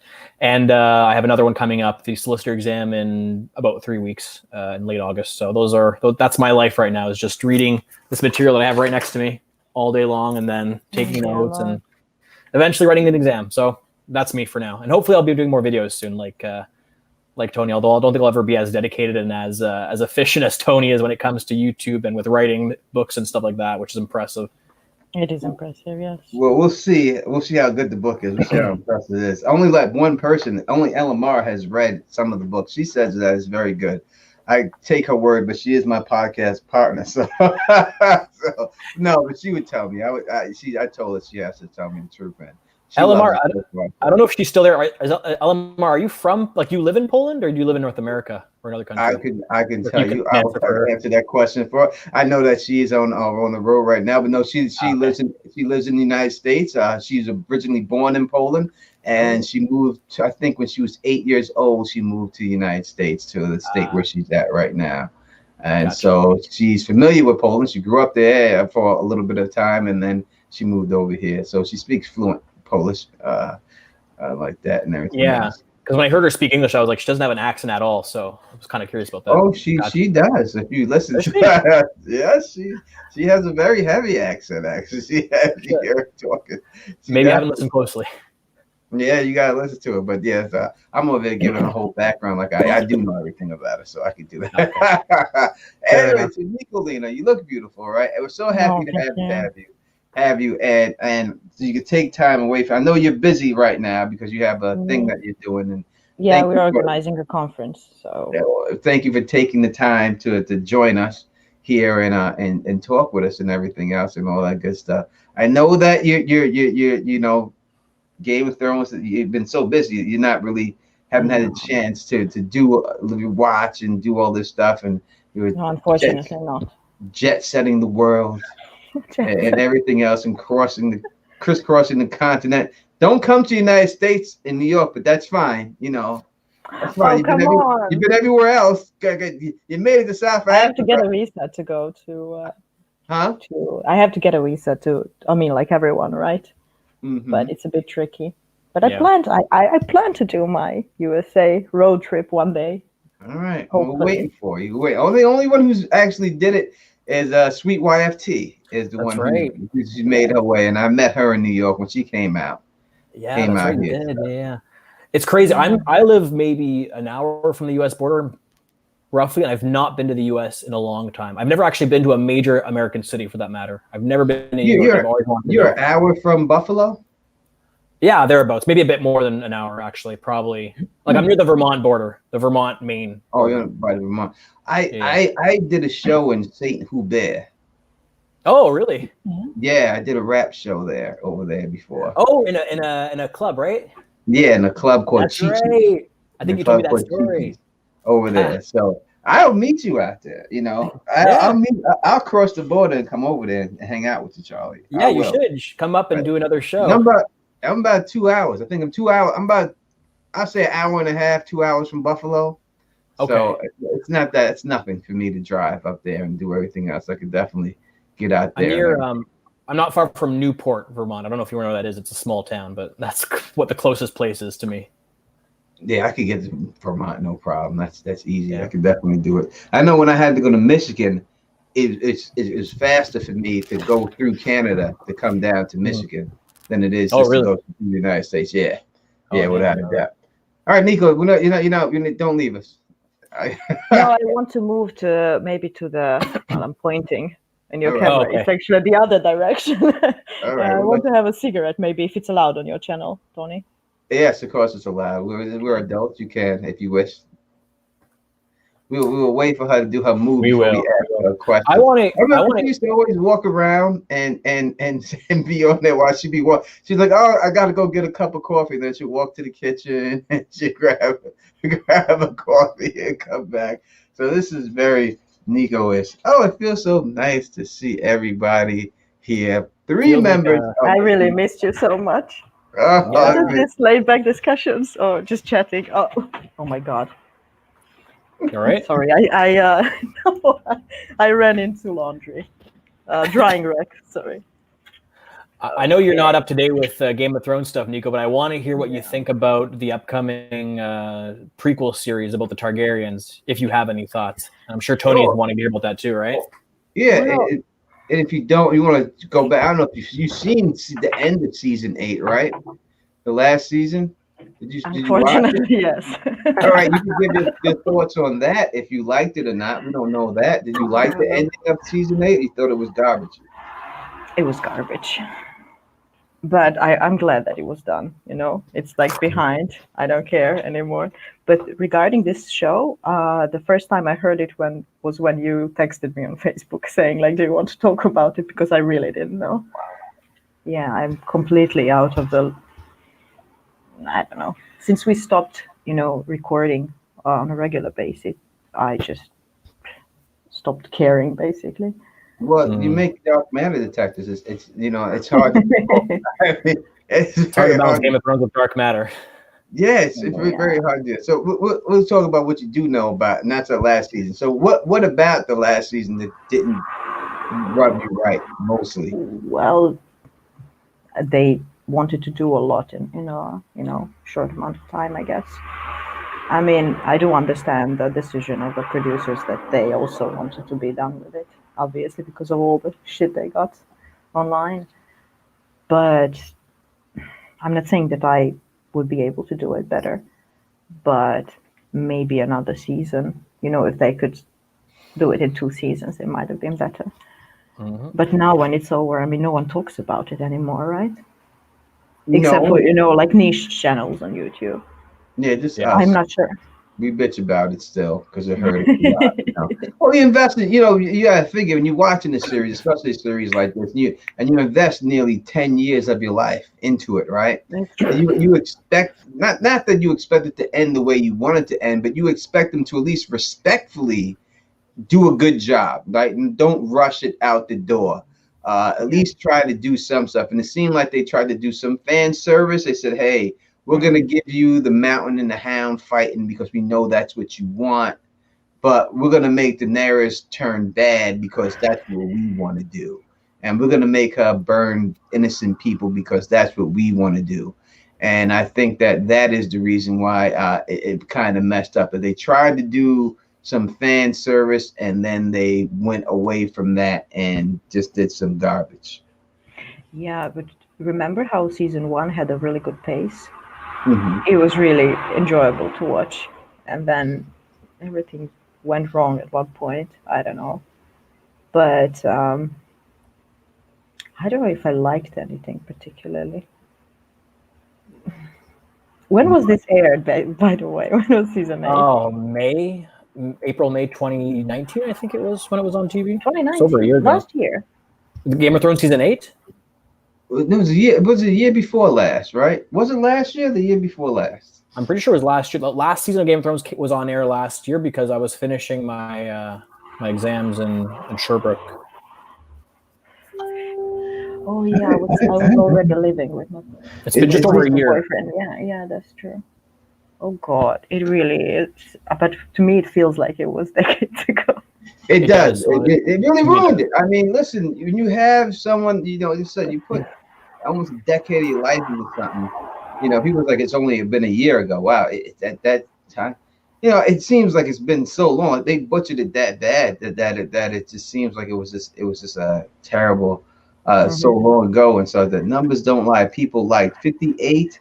And people have been eating up God during the pandemic. I guess you're right, John. Numbers don't lie about it like that. And they had strong numbers. I think that they're going to have strong numbers for the end of Game of Thrones, just like they had strong numbers for the end of The Sopranos. For the end of any series, I think you're going to have strong numbers. But whether it's good in the end is a totally different thing. You know, like Breaking Bad was a good ending. The Sopranos was a controversial ending when it ended. Yes, it was. But many people did like it, you know. So it's hard. I'm not gonna, you know, it's hard to wrap a show up. It's not an easy thing to do. It's probably the hardest thing there is about doing a show is sticking the landing and stuff. But they royally fucked this one up and everything. If anyone has any questions, you can please put them in the chat. I see spots. True fan from years ago. Cool viewer. Yeah. Icy Spots has been around. Icy Spots is my first ever YouTube subscriber to my channel. Really? I'm pretty sure the same for me. Yeah, he's been watching us for a long time, interacting with us really. Yeah, Icy Spots been there from the beginning, without a shadow of a doubt. There's a lot of, I mean, there's a lot of people. Icy Spots. Oh, he knows. I always say that, you know, because I always recognize that. That was the first person to ever give me a chance and say, "Hey, you're worth subscribing to." So it always rings close to my heart when I see Spots. And Spots. You know, I'm getting older, and Spots is getting older along with me. So as long as I got someone else rocking, there's a lot of good people in this fandom now. So let's go through and give some shout outs to the people real quick. Miss Duncan the Tall is in the building, rocking with us right there. Fisseria is rocking with us. Anime Lover Nicole is there. Ray Riddle is here rocking with us right now. Forrest Blurta is here. Tokas 420 is in the building right now. Val 287 is here. Longtime subscriber / lurker. Tony, if you need more engagement here, I heard you yesterday. I support you. I totally appreciate that, Val. I truly do. John Delavento is in the building. Christy of Old Stones, my girl from Queens, New York, also is in there. NYDA, been around for a very long time, is in the building. Seth Foreman is rocking with the Don Tony Teflon, the Small Council. House Lawbridge is in here. Georgie Jedi is up in this piece. Santavia Major, she's been around for a very long time. She's still subscribed to your channel too, Charlie. So she's been there. Moose Bolton is in the building rocking with us. My man, Kevin Cleary, who's been in there for a very long time, giving a shout out to Nico. He was with us since back in the Small Council days too, and all that. So we do have a lot of people. Zoe the Small. We got Miss Duncan the Tall and Zoe the Small in the building right now. Oh no, did I act? All right, I thought I put her on timeout by accident. I'm sorry, but I didn't. All right, cool. Yeah, we got two people up in there, and as always, holding down the Gazette for the design is OTDA, the mod, the super mod right there, who keeps everything flowing and everything else right there. Wolverine's Claws is in here saying, I can't bring myself to rewatch any of GOT because it's too upsetting. The ending was too upsetting. Do you feel that an ending of a show can ruin the whole show? Is that possible for you, Nico? Do you think an ending can just ruin everything that you've seen for all those years? Can one ending ruin all that for you? Dexter. That was horrible. Right? Dexter was bad.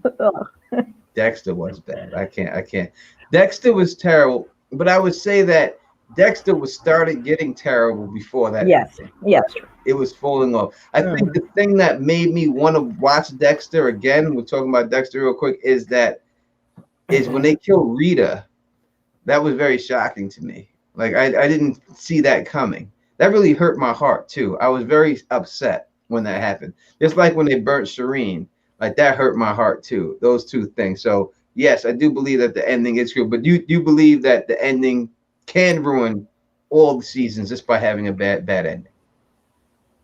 Yeah, I would like to add something. Tony, you're going to love this. So for the millionth time, today actually during lunch, I finished rewatching The Wire. And this is how you end the show. Like the ending is just, it really is one of the best shows ever made. So when are we going to talk about it, Tony? I will talk about The Wire whenever you want. I know LT Giles has been asking me to do that for years now. And I'll anytime you want to go through The Wire, we can go through The Wire. I know it backwards and forth, and I love the show. I rewatch it myself all the time. This is beautiful. I think the best show ever made on television, I think, is The Wire, without a shadow of doubt. Alexander Wilson, thank you for the super chat. I thought Lost finale ruined the show. I think that you're correct. I think a lot of people felt that the lost finale ruined the whole show. What about you, Charlie? Do you believe that ending of a show can take away everything that the show put out there for all those years? Normally, I like to think no. I've never seen the ending of Lost. I think I stopped at like season 3, and same thing with Dexter. I didn't really make it to the end, so I can't really speak on those shows specifically. The only other HBO show that I can think of where I watched till the end was True Blood, and that series, honestly, I mean, it wasn't. I don't want to say it became horrible, but it kind of was going gradually downhill to the point where the ending was kind of it was almost like, I don't want to say thank God it's over, but it was kind of like it needed to be concluded, and I'm happy they just ended it however they ended it, and I was fine with it.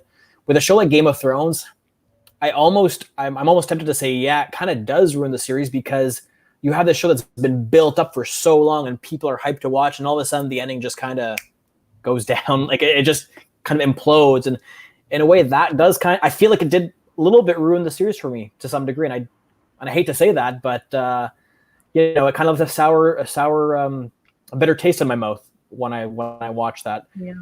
Part of me kind of sees the last. How do I put this? When I think back on Game of Thrones, I kind of tell myself, okay, well, I'll just pretend that the series ended at season 6 when Daenerys was going across the water, when Cersei blew up the Sept, and when Jon Snow became king of the North.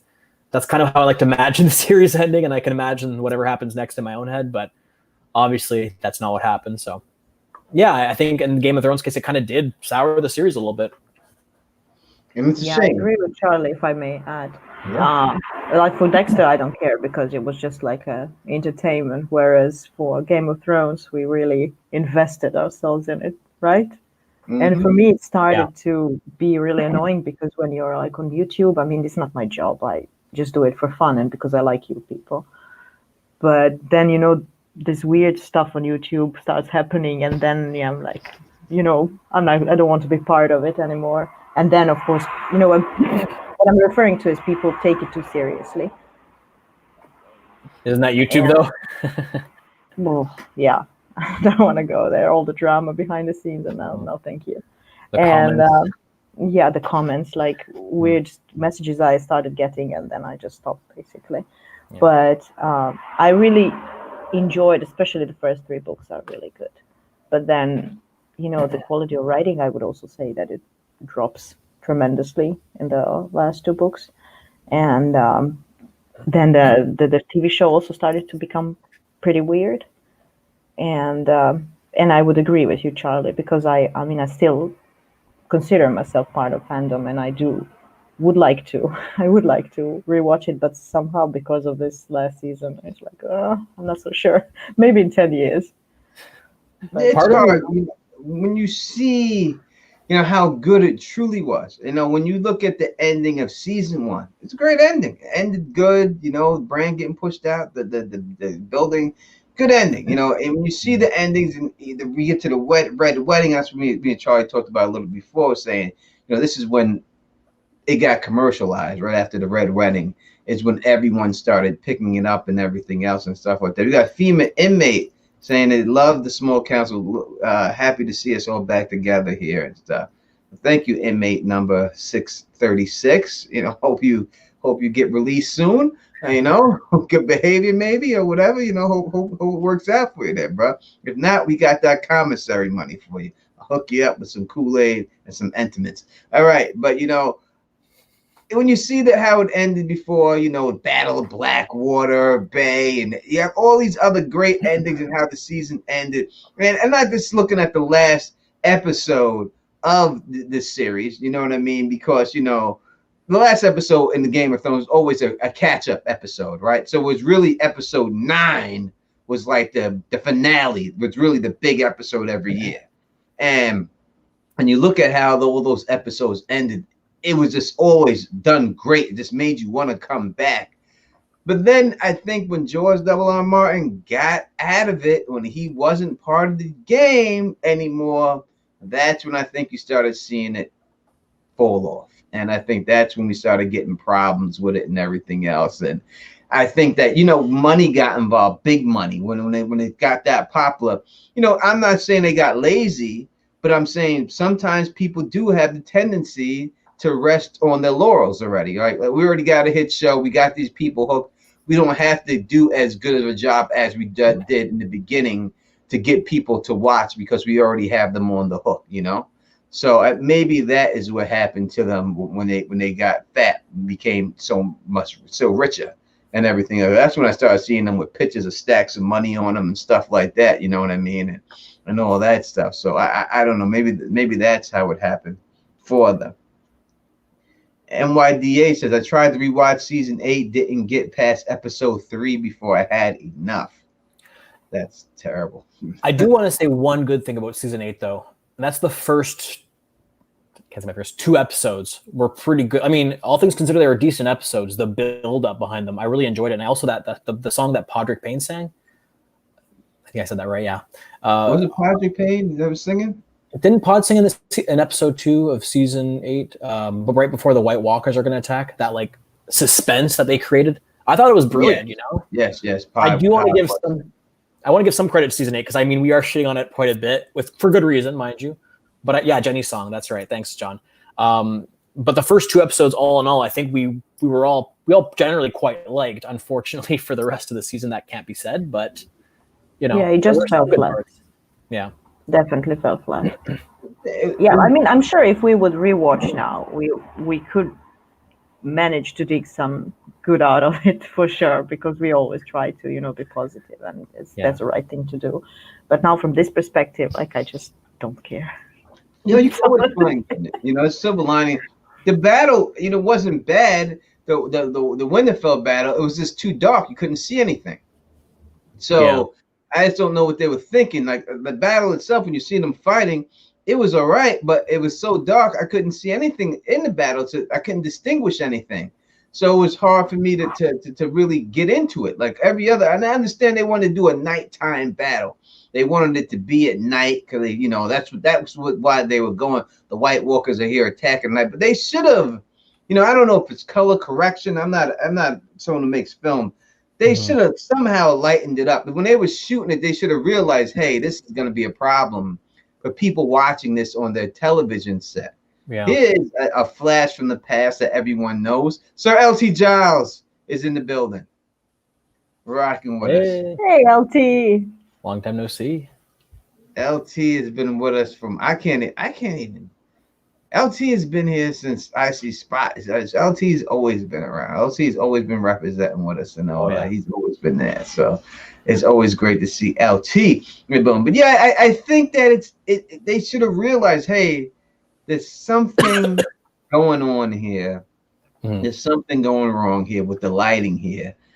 Maybe we should do this in mid-afternoon and have the battle go into the night, you know, and start earlier so we could see some type of, you know, see everything that's going on and stuff. You know what I mean? You know, Zoe the Small says Gendry running back to Castle Black. Yes, I don't understand how that man was so fleet-footed and how he was able to make it all the way back to Castle Black. I don't understand that. There was nothing that said that man could run so fast. Ever. So I don't know, on the snow at that. So I don't know that was a Latoya says the battle was okay, but it was no Helm's Deep. All right, so that's what you wanted, right? And Latoya is saying, you know, Helm's Deep is the standard, right? For the medieval battles, Helm's Deep would be the highest bar. Now it is a movie, right? So you have to give Game of Thrones a little leeway. But considering what Miguel Sapochnik had done before with the Battle of the Bastards, he did a great job. And this other stuff, you would have thought that he had the money and the budget to do that. How did you feel, Nicolina, about that Battle of Winterfell with the White Walkers? Well, I agree with you, and I love the memes after that, because, you know, there's memes where everything is dark and barely see a silhouette of something. Like, why? Yes, the White Walkers or whatever, they appear during the night. Everybody understands that, but you can edit it. I mean, somebody had to watch it before releasing it to the public. I don't know why it was so dark. And then it ruins, because really, like, I'm trying to increase the brightness on my screen. Doesn't work. Doesn't help at all. I don't know. Now I don't remember the specifics. Was this in Winterfell, right? Yeah, this is the battle at Winterfell. This is when Arya killed the Night King. Yeah, when these bodies started to pile up. That was weird. I mean, you felt that they managed to make me feel claustrophobic or some in some way, right? They managed to do that if that was their point or their goal. But still, like, does this thing really work like that? I think the biggest problem I had with it too was that Jon Snow never fought the Night King. He never got a chance to fight the Night King. When he went to confront the Night King during the battle, the Night King just turned his back on him and raised the dead around him and refused to fight him one-on-one. I think that it's set up when you have this Night King staring at Jon Snow and doing all these things. I think it's set up for them to have some type of battle. Not only did the Night King not fight Jon Snow, but if you look at the whole series, he never took his sword off his back. He never pulled his sword out at all. He never got the chance to do it because when he went to grab his sword and pull it off his back to kill Bran, Arya did the jump from the back and he tried to turn around and grab her by her neck. So when you see it, they had this whole big thing about the Night King and they had him on Entertainment Weekly cover holding the sword.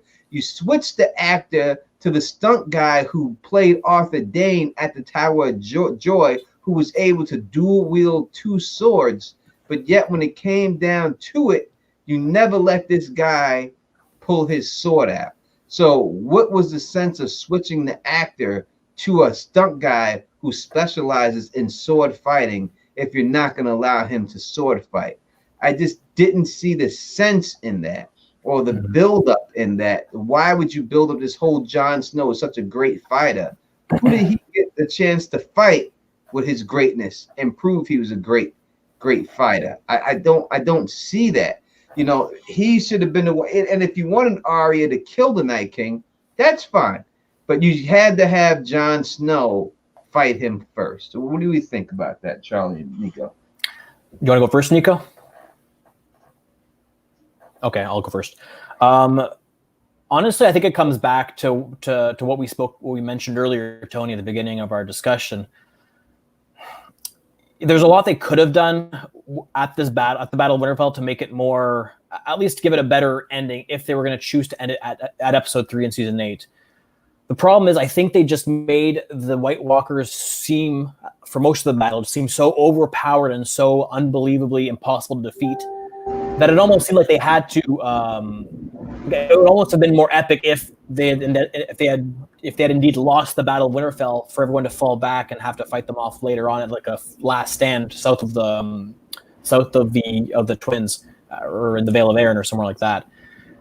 So because the White Walkers seem so incredibly powerful and so intense, and the fact that the Night King's going to ignore Jon Snow who's trying to fight him, only to have Arya kill him off like that, it kind of made it almost like a huge letdown. Like the buildup was so intense that right when they end it was just like, oh, that's it. There was no real sense of payoff for that buildup.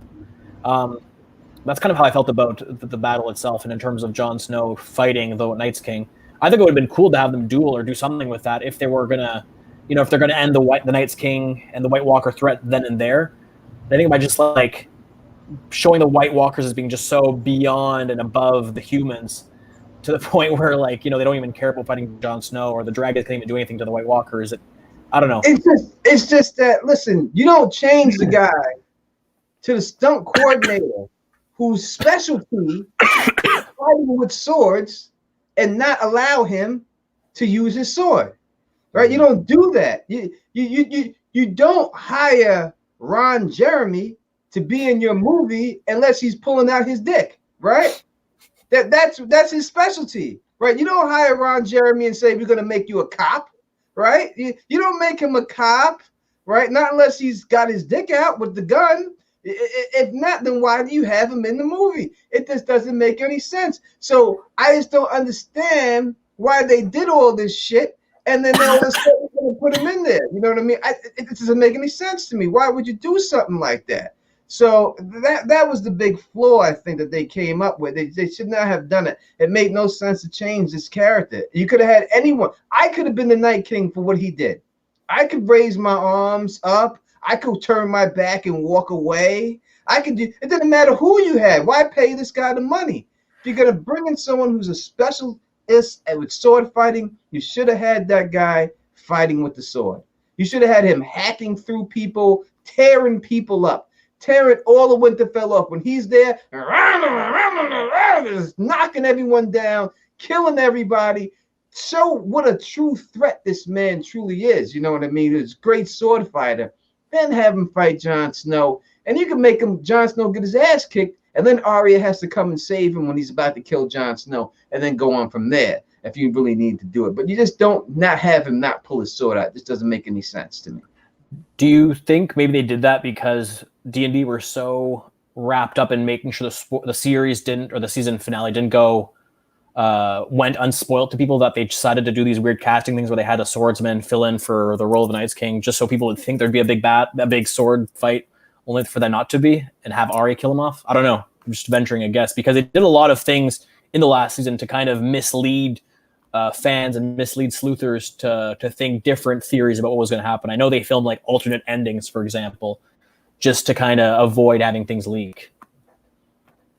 Nico, I seen you were going to say something before I allow you to say it. Yeah, you know me too well, Tony. By the way, that beard looks... Do you think so? Very full. Oh, thank you very much. Thank you. Yes, absolutely. Yeah, look at him. You made me blush. Now I have to make you blush. I don't have a problem per se with. I almost said Ariana. That's my colleague. Arya killing the Night's King. And I understand everything you said, but maybe if you look at it from a different perspective, like one can argue that Jon was made to. Just Matthias, can you not do that right now? No, you're making noise. What was I saying? Well, you can argue that Jon's role was not to kill the Night's King. He's more of the new establishment in a way. I know I sound like LaDonna now, but maybe it is that, right? He was more of a new kind of leader, someone who can, rule, but in a more democratic way.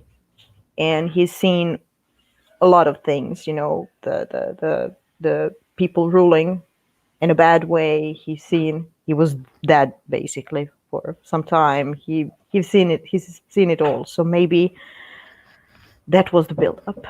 And regarding the sword fight, maybe what Charlie said, that also makes sense, that they were trying to, prevent spoilers or whatever.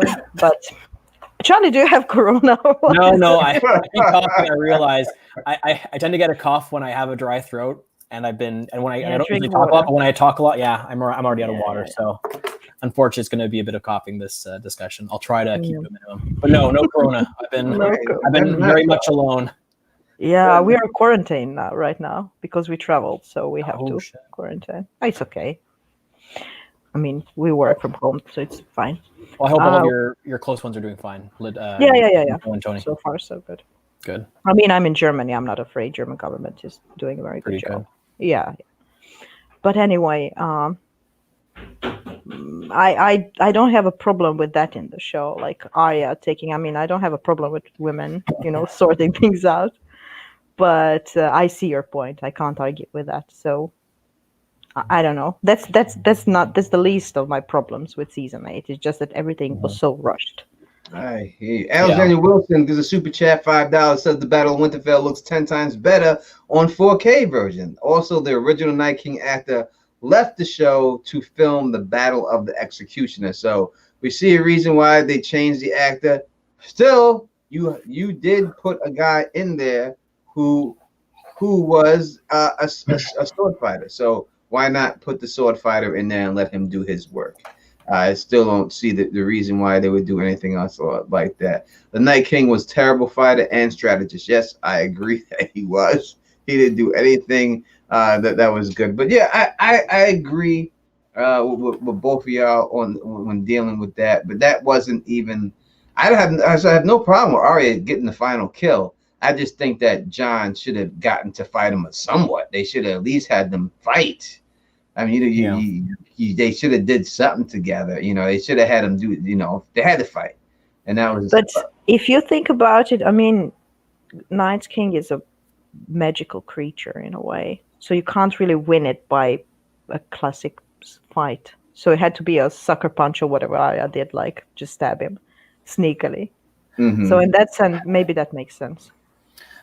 At the same time, it kind of felt a bit forced. I mean, remember they had Melisandre tell her whole, like, redo her little speech about I see eyes looking back at you, like white eyes or blue eyes, brown eyes, and green eyes, whatever. And they kind of tried to morph that saying as meaning that she was going to kill the Night's King, which seemed a little forced to me. Like, it seemed like they just randomly took a line from a past season and decided, okay, we're going to make this mean something big now and have her kill the Night's King.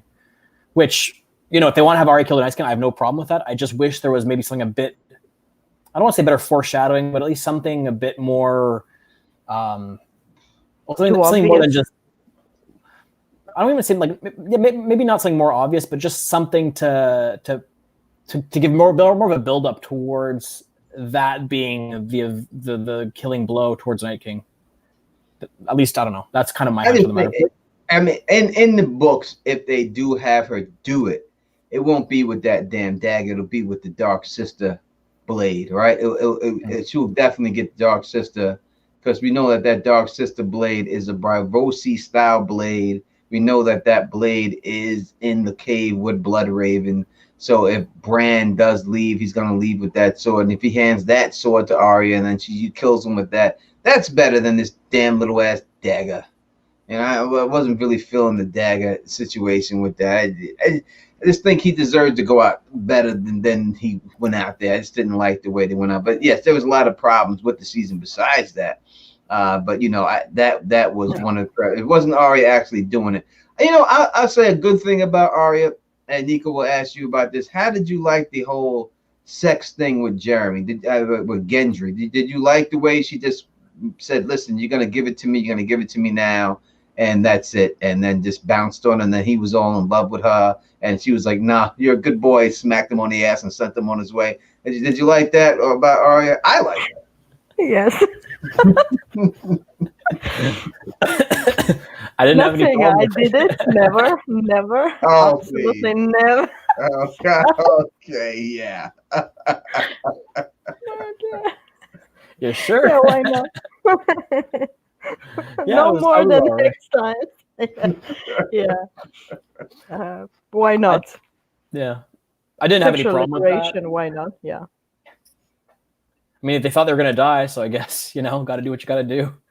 I just thought I thought it showed, this is a woman who knew what she wanted, and she was allowed to, express her sexuality without looking like getting stereotyped, like, oh, listen, she's like, and I liked the way they made it, like, she did something to him. She was new at it, but it was over for him. He was, "You're the most beautiful woman I ever met in my life. I gotta be with you. You're so good." And she was like, "Oh, you sweet little boy.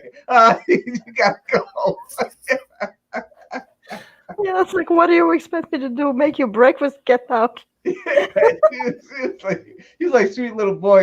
You went a little too far. This it's time to go. We had fun. It was one night, but don't get all crazy over it." I'm sure you've seen the meme before, but I feel like the last season of Game of Thrones is something out of like Catelyn Stark would have written as her ideal ending for the series, if she could, go back and create an ending. Her son Bran on the throne of Westeros, Sansa queen of the North, Arya, I don't know, being a strong, independent woman and going sailing out west. Yeah, it was Jon very Snow north of the Wall, exiled, not a king. Yeah, it was. Yeah, that's what Catelyn would want, right? It ended the exact way Catelyn would want it to end. I mean, especially with Jon. I mean, she finally got rid of that bastard, right?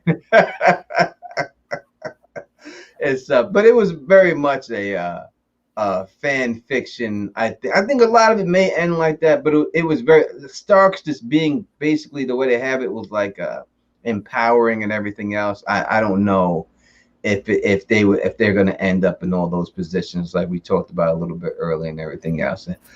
FIBA, it made 6 36 says D&DR Pro Stock. I think a lot of people are. Oh, I gotta stop doing that. I'm sorry. I almost put him on timeout too. These things are very touchy.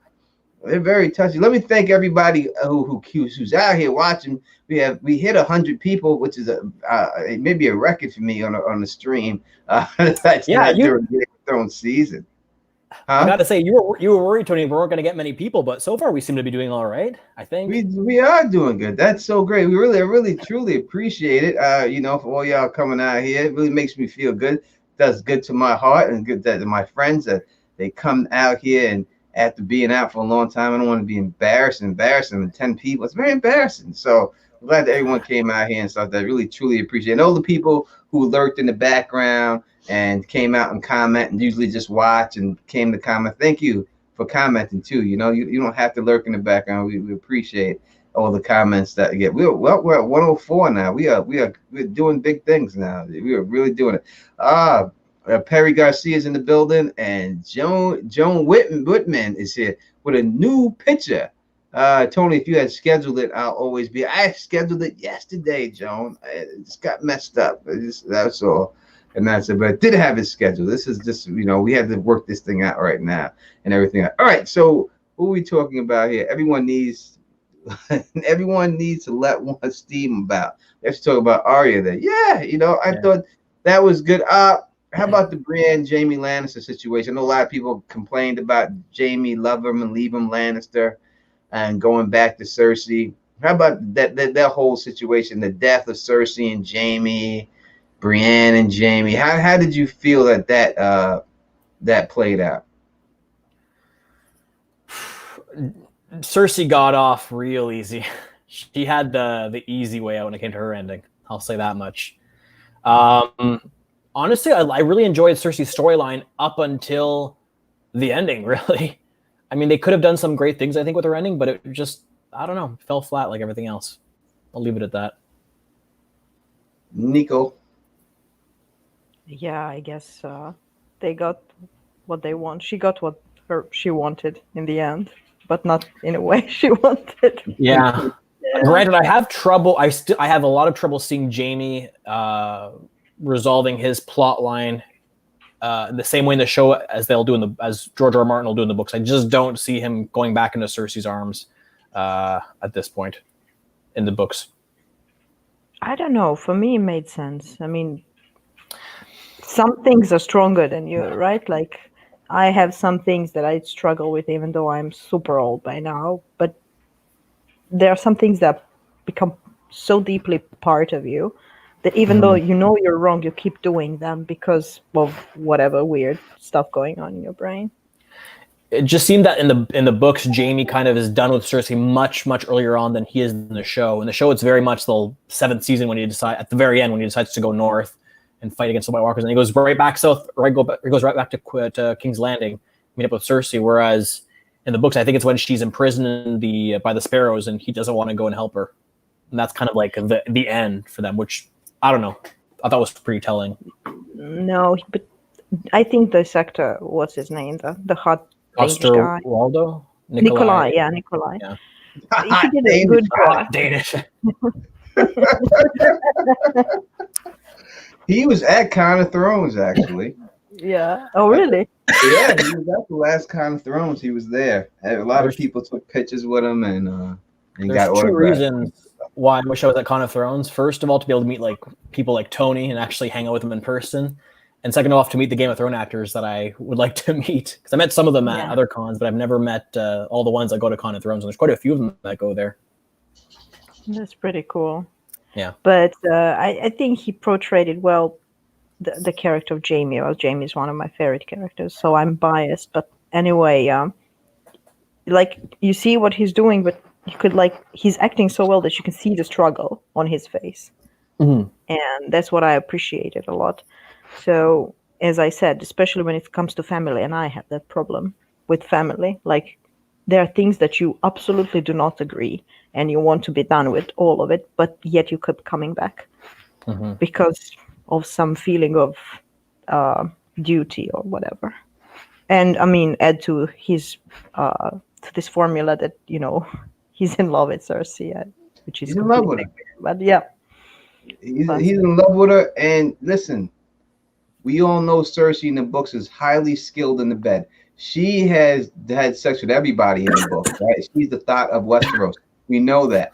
So Brienne being a virgin, there's no way she could compete with it. Because that was the only sex he ever had with Cersei. So he had Cersei, then he had Brienne. There's no way, Savage, he probably was like, nah, Cersei do a little bit better job than you, Brienne. I got to go back to that. I would have to say. We have a YouTuber here. He's has his own YouTube channel. His name's The Dragon Demands here. And he leaves leaves a statement. Let me get to it. It says, we know that Jaime and Cersei season 8 ending isn't what they were planning in season 7. Hetty even said she filmed a miscarriage scene for the season 7 finale. This would have drastically changed her in season 8. And I agree that they definitely changed it. You know what I mean? And they definitely changed it. And if that was the case and that's what they were going to do, they should have done that. It would have been better for her to have had that miscarriage and ended that way. I just think that when it came down to her ending of them getting smashed in the head with rocks, I don't think that it was a good ending for them. I mean, we know that we have a whole prophecy of how she's going to end in the books. But why? Well, I just don't understand what they were thinking. As they said, hey, we're going to let the rocks hit them and kill them, especially when you see Tyrion come in there and he walks in the room and there's no rocks on the right. But yet they just stood there and let the rocks just hit them in the head, right? They could have just moved over, to the side and the rocks wouldn't have hit them. Because that's what Tyrion was. Really? That's why I don't remember. Yeah, because they stood there and the rocks hit them on the head and they got buried in the rocks. But Tyrion walks in the room and there's no rocks where he walked into and just pulled the rocks over him and found them. So if they would have just walked over to the right, the rocks would have never hit them because no rocks fell over there. So that was just poor filming, I guess. Yeah, I think there's a lot of moments in season 8. I think there's a lot of moments in season 8 where you had to just suspend your disbelief and accept whatever it is that was being thrown at us. Even Starbucks cups on set or in the shot. What? Remember there was wasn't there like a Starbucks cup? I really cup? want a Starbucks cup and I can't leave the house. It was better order in. There was like a Starbucks. There was a coffee cup on set or on one of the shots or a couple of the shots, I think. Or no, there was in Winterfell there was a Starbucks drink or there was a coffee drink, and then there was a bottle of water at the meeting of all the kings in the last episode, or the rulers, I should say, if I remember correctly. Yeah. They had a couple of mishaps, and listen, you're gonna get some here and there. In the show. And I don't blame them, but that should have been spotted. The Starbucks cup should have been spotted. They should have known about these fans in this show by now that, listen, you mess up, we on your ass. This was a different type of situation, you know what I mean? Maybe they got paid by Starbucks to leave that in. You never know. They could have. Yeah. The other day was about that loot. So I would not, say anything else, you know what I mean? Yeah, if Stannis what that say? If Stannis lasted until season 8, folks would have loved it. Yes, Stannis deserved to make it to season 8. John Delavento, you're correct. I would have loved it. He definitely deserved because we know that in the books that the victories that Jon Snow has will be Stannis, and I could see him being in Winterfell when the White Walkers attacked and him dying right then, and the White Walkers winning that battle and people escaping and him dying there. I could see that happening there and stuff, you know what I mean? So he should have made it. That was just Dan and Dave being dumb again, getting rid of a great character. And Stannis makes it, but Bran somehow, is still alive. I don't understand it. Bran did something. The actor Bran, he had something on Dan and Dave. He must have had a movie, a video with them, doing some shit, because I don't know how he made it after all these things. He was untouchable. It's like, it didn't matter what it was. He was there. They always had him there. I don't know how he made it the way. There's no way he should have survived. There's no way, but he definitely did. And it was just, I don't know what he had, but it's definitely on video. It wasn't a recording because it was a videotape of Dan and Dave doing some craziness, and that's what it was. Oh man, I mean, he made it till the end, yeah, but he wasn't really a present person on set, if I remember correctly. Like the last few episodes, he was kind of just there in passing, but he was never really doing much. Well, him and Leah Hetty had like a relationship, and she had in a contract that he's not allowed to be on the set with her. That's right. Yeah, that's right. So even through that, he still survived. They should have had her kill him. They said, "Listen, we're gonna put it in your contract that you get to kill him. Kill off your ex." She would have probably loved it. That she would have probably been like, "Oh, okay, we could definitely handle this. I'll take his ass out." And that would have been it. And did everything like that. What are these questions you're being asked, Nico, about nuclear physics? You can expound. Nico, you're muted. I think she's tight. Yeah. No, somebody asked me if I'm going to be part of this ITER, whatever, some kind of nuclear fusion. No, I don't work in that field at all. No, you don't do the nuclear fusion field? Or nothing like that? No. Black matter. No. Dark matter. But not anymore. I'm moving to cosmology now. It's different. You moving to what? The cosmology. Stars. What is that? No. Stars is stellar physics. Cosmology is just universe. Space? On everything. The greatest scale you can imagine. You can tell I'm not a scientist. When you said cosmology for a split second, I thought you said cosmetology, and I was like, that's what I thought. I was like, you're switching careers? After all that schooling, that's what your parents would kill you. Like, what? After all this money, you want to go put makeup on somebody? Oh no, my parents never paid for my schools. I got scholarships and funding. Oh, beautiful. No. Never paid. But maybe some, whatever, minor, like 100 euros or so, but never much. This European Union has, I got a scholarship for 2 years, so I was getting paid to study. Sweet. They don't they don't charge school fees though in they do, but I was selected to. I got a scholarship. It was 50,000 euros basically. Impressive. 2 years. Damn. Oh, it's the spots that he toured Los Alamos. I think that's how you say it, in 1976. So was curious about the fusion. Yeah. Well, isn't that fission? It's just nuclear fission. Los Alamos is just a nuclear plant, right? So it works on fission. It's the two different processes. Fusion and fission. Fusion is what happens in the stars. I'm not going to talk about it. We'll do another stream about Nicolino, and she will go into full nerdism. But no, it's very simple. If you combine two particles together, like hydrogen, that happens in the stars, you release energy. But it has to be really tiny hydrogen, whatever, 2 protons. You release a crazy amount of energy, and you don't have any radioactive waste. Whereas what we do here, we split the atom into parts, and this is also how you release the energy. And this is how nuclear plants work. And this is not the thing where they put the protons around and then they collide into. No, that's an accelerator. That's you accelerate particles and then you smash them together to produce many particles, and then you study them. That's what they do in CERN, for example. All right. Well, thank you for I'm so happy to have learned that. Did you learn something today? I did learn something today. Thank you so much. I truly appreciate it. That's good when you have not a physicist on.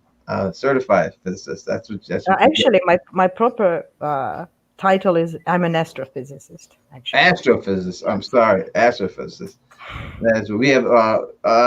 Leading to a question. I think he's talking about something else here. All that. All right. Nico is DeGrasse Tyson. Yes, Nico is DeGrasse Tyson. Better looking. 1,000 times better looking than Neil. I like Neil, but much better. Maybe we'll get Nico to talk about some more of this stuff on another day. Ask me anything about science that I know. Higgins boson equals God particle. All right, Marty. I don't know what that means, but y'all are losing me right here. All right? Yeah, y'all losing me. Going back to Game of Thrones and stuff like that, and all this situation. All right. So where were we at? We were at. We're taking questions if anyone has a question because we're gonna end soon. It's almost 2 hours. We're not like the old days where we go 10 hours. Like man, those used to kill me straight up. I could never. I don't think I've ever lasted to the end of our live streams during those last 2 seasons we did them with the Small Council. Like 4 hours. Oh, I was dying. I couldn't do it that long. No doubt. All right, Nico, you know about the Dance of Dragons. You do know that, right? That storyline, the Dance of Dragons.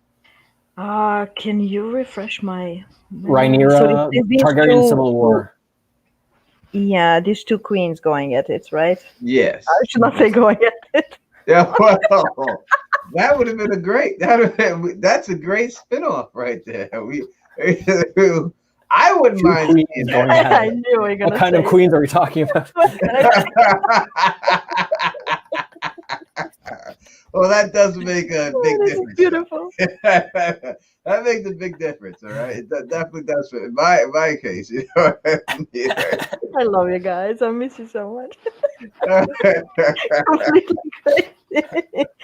But it's so they were fighting over the throne or something, and this is where the dragons died, or something. Yes, yeah. That is the new series. That is what the new series is and stuff.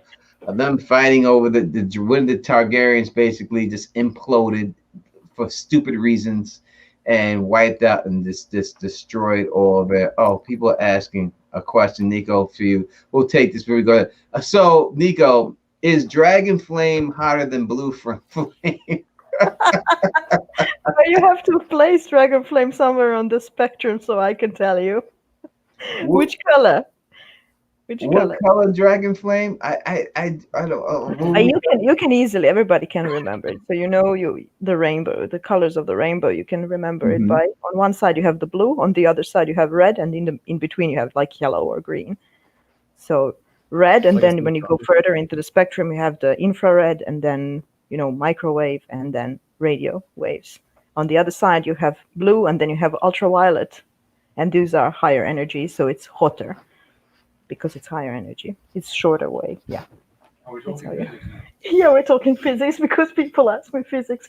My boyfriend has a PhD in physics. So we would say that the blue flame is not the hottest of the flames then? No, I cannot tell you that before I know where exactly in the spectrum the dragon flame is. Well, when we've seen the dragon shoot the blue flame into the big wall of ice, is that possible for it to do that? Well, concerning the anatomy of the dragon, I have to be, if you want me to be scientific, I first have to know how he's producing this flame and all. Joking. Yeah, blue should be hotter than red. All right. There we go. That is what it is. We have a question here that says, Teflon, I can't see it because I had to put my glasses on. I'm not going to do that. Do you think that in this new series, we know that the dragons, the color of the dragons, they have the color of their flame in the books, right? So black dragons shoot black flames. Yes, would have a blue dragon shoot blue flames. Do we think that in this show that they will have the color of the flame in the new show? Do you think that they will actually do that in this show? I don't know. Does it refer to just the scale, color of the scales, right? Yeah, the scales of the dragon. Just your thoughts. Do you think that there's something that they'll do in the show? You think they'll have or you think it's going to be the same color fire for everybody? It might be the same color. I don't know what they want to do. Like, if they want to attract more people, they're probably going to do all sorts of things. Like, yeah, let's make the flame different color. But, I mean, and also taking into account that they already did that for the ice dragon, right? They did the blue flames for the ice dragon. They did the blue flame, so they might do that. But if they ask me, I mean, I don't care. It can be either color. What about you, Charlie? The quality of the show is what is important. That's for sure. Just, cherry on top. I don't know what people. I want to know what people. If people in the comments can say what do they prefer, like regular red flame or to match the scale. To everybody in the comment section, answer this question if you can. Do you think that they will? Do you want them to do different colors for fire, or do you want them to do this one color? What about you, Charlie? While they answer, Well, I think they're probably going to just stick with the regular orange flame or orange-yellow flame. I'm being very uncreative, but that's just my hunch. I suspect, though, that what they'll do is for bigger dragons, they'll create even more massive amounts of fire being produced than obviously smaller dragons, but that goes without saying. I don't think they're going to go anything crazy. I don't think. Dragon Demand says, I think people only get confused by different fire colors. I think they have to do different colors. I mean, I want to see different colors. I think they have to do it. I thought that the whole thing with the way they did when they did the blue flame for the ice dragon was stupid. I don't think they should have had him shoot ice. He's an ice dragon. It should have been ice coming out of him. It should not have been fire. I think he should have been freezing stuff instead of anything else. So I think they should do the flame, just like I think they should do the purple eyes for the Targaryens. I think that, I don't care if they didn't like the prosthetics. And I mean, this is a big key of their characters, that they all have purple eyes. To not do the purple eyes, I think, takes away from the characters. We see the purple eyes done in the Witcher series and done very well, and it looks very good in the Witcher. So I hopefully they could do the purple eyes and do that in this series. So they get that right. And I hope they do the sapphire and do his eye too. They would have to put the sapphire in his eye. I hope that they put the sapphire in. All these things, I think, make the characters who they are. And I think when you don't do it, it takes away from it.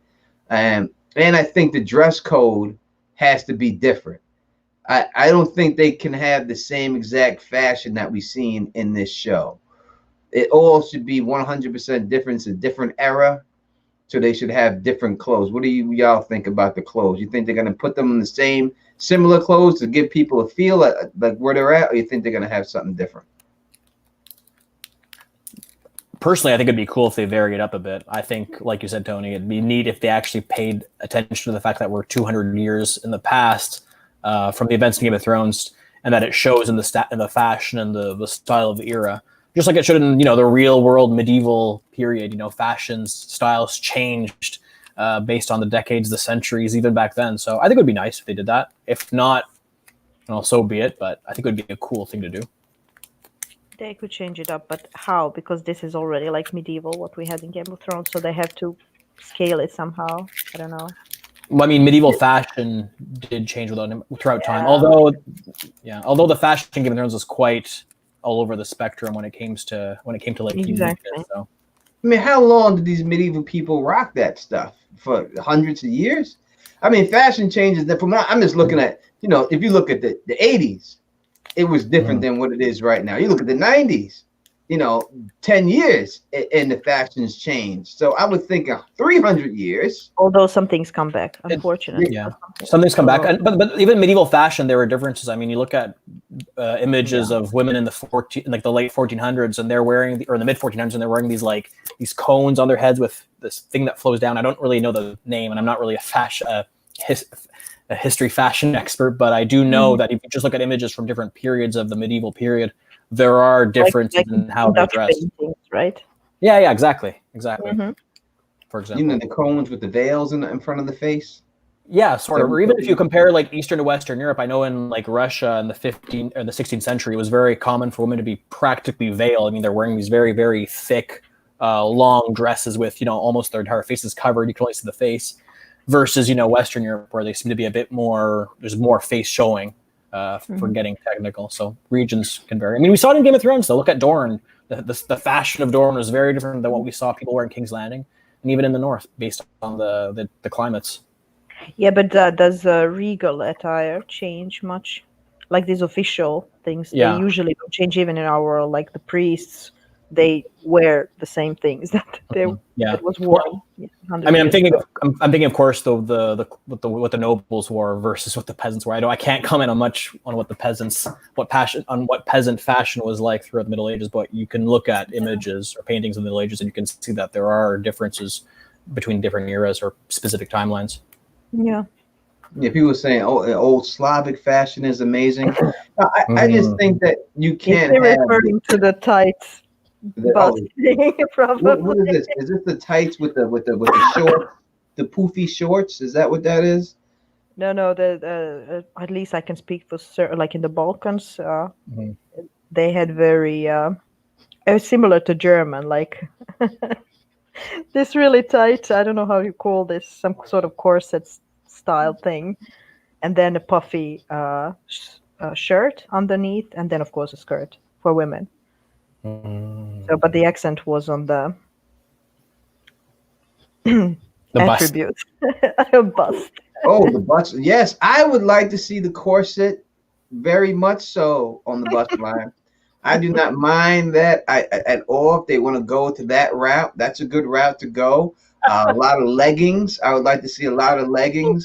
I would like to see that too. They could go that route too. You know, I would love to see some leggings and some corsets and everything else. Who cares what those men are wearing? But we just talking about the women. I do want to see some cool armor, though. I'll give the guys this much. I want to see some really interesting, unique armor for the Targaryens. What was the armor fashion back then? What would you do? I mean, I wouldn't even go medieval. I would go like, I don't know. I would go creative for the Targaryens. I mean, they're a whole different species onto their own, right? They're from this mythical land of Valyria. They have Valyrian armor. But so are we talking armor like they're having armor, like armor, like medieval knight armor, or are they having like boiled leather armor back then? I'm thinking for the Targaryens, I'm thinking like straight up plate armor. You know what I mean? Like you think they had plate armor back then? You think that honestly, this is a question for George R. Martin to answer, because I don't really know how he decided to, if he's even mapped out the evolution of what the armor was for the world of A Song of Ice and Fire in Westeros. But I do know he has kind of made the Targaryens or the Valyrians kind of stand apart in terms of where they are technologically. They seem to be at a very different world that's almost like supernatural compared to the typical medieval Europeans that the Westerosians look like. You are the history person, our Tony's as well. But who taught Valyrians to make this steel and to make this armor? Somebody was teaching them, right? Or they did it themselves? How did that go?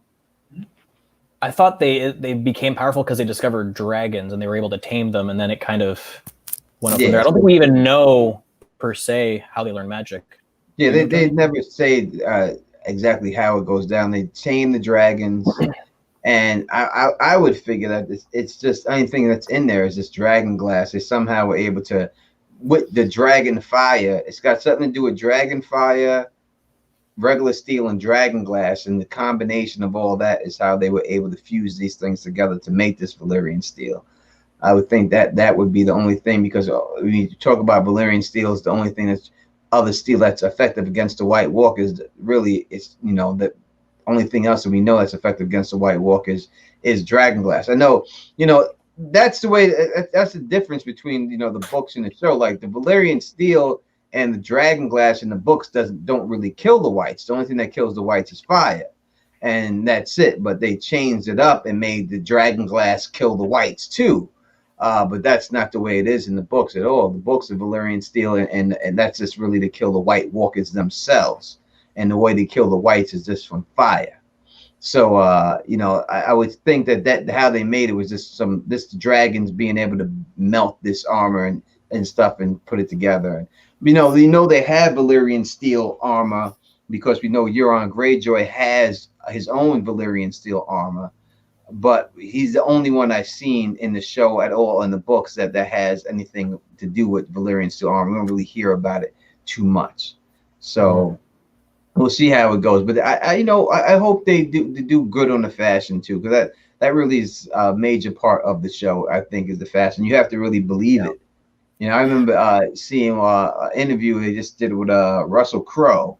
And I know is it Russell Crowe? Yeah, he played. Yeah, Russell Crowe. No, the Gladiator. Yeah, Gladiator guy, Russell Crowe. Russell Crowe. Yeah. Yeah, he's so heavy now. It's hard to see his face. It's like he's so heavy now.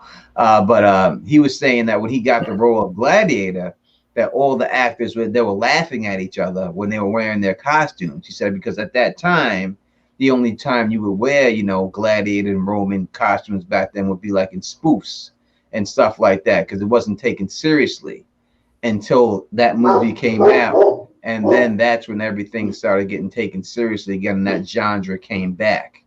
into it. But he said when they would put that stuff on, they were all just laughing at each other. I never knew that. That's pretty cool. Yeah, that's what he said. Well, it got hot right after that. You know what I mean? It wasn't like it was hot. All that gladiator stuff. He said, that was dead in the water. Nobody liked that stuff, until Gladiator came out. Once Gladiator, the movie, came out, then it became popular, and everything goes through phases and stuff, because you have vampire phase. They had all that going on there and everything else, and the vampire stuff was going on. And then after they had the vampire phase going on and stuff, then it came back to this after. So it all goes around and around, but this didn't get popular until Gladiator came out and stuff like that. And then everyone wanted a piece of what made Gladiator popular, and they started making all these shows and stuff like that and everything. So yes, I will say it was a great movie. It was a great movie. It truly was a really good movie. I will say this much though, for season 8 of Game of Thrones, just as the whole series, I do find that the costumes, the fashion, if you will, was one thing that was never screwed up. It was always amazing. They always did something really cool, I thought. So hopefully they bring back the same arts director or costume person who's in charge of that for the costume designer. Yes, thanks for the prequel series. I'm sure she or he could create something amazing. I think it was a woman though. I think it was a lady. Yeah. But I have a question. Do you already know the news, the casting, or who's going to direct it or write it? I think they're casting right now, aren't they, Tony? Yeah, they are casting right now. They don't have anybody specifically done yet. They just have the 2 casting calls they have for the 2 main women. That's what they have out right now. That's what they're searching for. So we will see who they cast in those roles. We don't know yet. Obviously, that would be very, very big news when they do get someone in there. But we do know that no matter what happens, we're getting this season. It's already ordered. There's no pilot that has to be shot and approved of. They already ordered all the episodes. They put all the money up for it. So we're getting this season, whatever it is. People say good if they kept Naomi Watts. Naomi Watts was casted in the Blood Moon, I think it was called. Oh, really? One that got canceled. That's the one with the Children of the Forest that got canceled. So they canceled that and then said, hey, we're canceling it. And then when they announced the canceling of that, they greenlit this one. So that's what it was. Huh? I wonder if they're gonna age up the characters like they did in Game of Thrones. Because remember how in Game of Thrones, or in the book series, The Song of Ice and Fire, the characters are actually a lot younger than the actors who played said characters. I wonder if they're gonna do the same with the Targaryen Civil War, with the Dance of the Dragons. If they're gonna have an actress in her late 30s play Rhaenyra, or if they're just gonna go even older and go like somebody in their late 40s. I think they said they're looking for. Yeah, it had the call. It says they're looking for an actress in the 40s and someone in their 30s or something, close in age and stuff. But they have sex scenes. They have to have older actors, right? Yeah, they're not gonna have no little babies in there. I mean, there are like young people riding dragons and stuff like that. But here's an interesting question. We know in the books and in this Dance of Dragons, we see people on sitting on saddles with the dragons. All right, and then when they did Game of Thrones, we had no saddles on this dragon. Do you think they're going to do the saddles on these dragons? Creative choice. I think they might. I mean, the Game of Thrones dragons were kind of like a rediscovery, so it wasn't like there were newly made saddles ready for usage. I could see the Targaryens who've had dragons for many years perfecting their technique of riding the dragons and using them in combat. So I would think they would have saddles for their dragons, especially if they're royalty, but not obligatorily. Yeah, my opinion is same as Charlie's. Yeah, I think they have to, because I think it's a big deal, right? In the one battle over the God's Eye, I don't want to give away spoilers. I don't know if we're talking spoilers, but the guy gets tangled up in his saddle, and the other guy takes the saddle off, and then he jumps, right? So I think that you would have to have the saddle. I want to see a saddle. I think it's a huge deal in the show for them to have a saddle. So I think that they probably will do that. Hopefully they do it. They're smart. They'll do it. And it would show them more domesticated, right? When that these are their dragons for them to ride. If you have all these dragons with saddles on them instead of just jumping on them bareback, and it's gotta hurt. There's no way that's comfortable to do that. Yeah, so I think they would have to do that. Thank you, OTDA, for doing that. All right, we're gonna do a couple of questions if you got. Can I just ask something before you ask people? It's going to be only one season, right? They're not going to do. It's supposed to be more than one season. Yeah. We got one season that is prepared, but I'm sure they want to do more than one season. I don't know how long they could do it. I would say depending on. It's not a long book, right? Show, huh? It's not a massive book. It's just like a story. Yeah, but I think they stretch that damn Orange is the New Black. That's books like 200 pages long, and they got like 7 seasons out of that. So, I mean, if there is some background stories on Targaryens based on the song, what is it called, this extra book? I would The World of Ice and Fire or whatever. Yeah, I would say 5. You could easily get 5 seasons out of it. I don't know if you can get more. But it would be all right. Someone said Kate Blanchett is what they're saying. She's a little old, I think. I think she'd be a little old. But Allison's supposed to be a bit. Huh? I think they're going to age up the act. I think they're going to age up the actors a bit, though. Like, I don't think they're going to have the, the widow of King. Was it Aegon?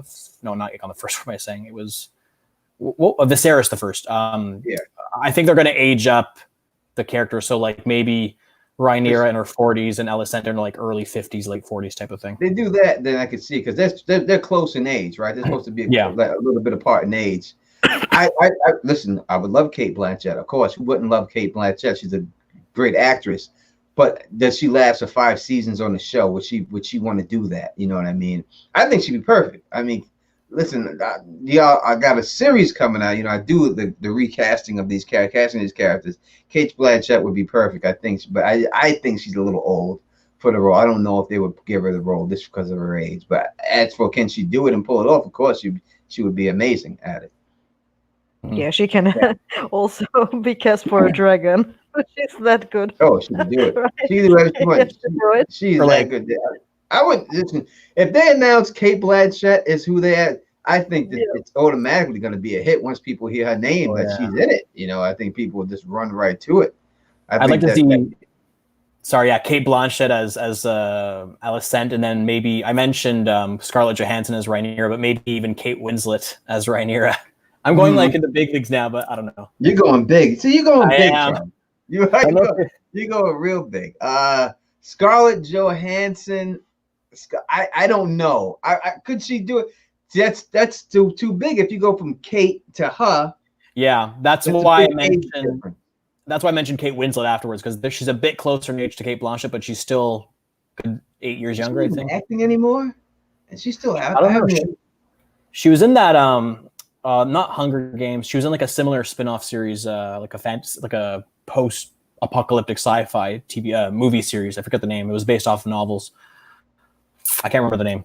She was in a sci-fi movie series a little while ago. Kate Winslet was still out there. I would think. I don't know about ScarJo. I would like to see her, but I don't think that she would get it. I don't think she would. I think she's a much better actress than Kate Winslet. I don't like Kate Winslet at all. Really?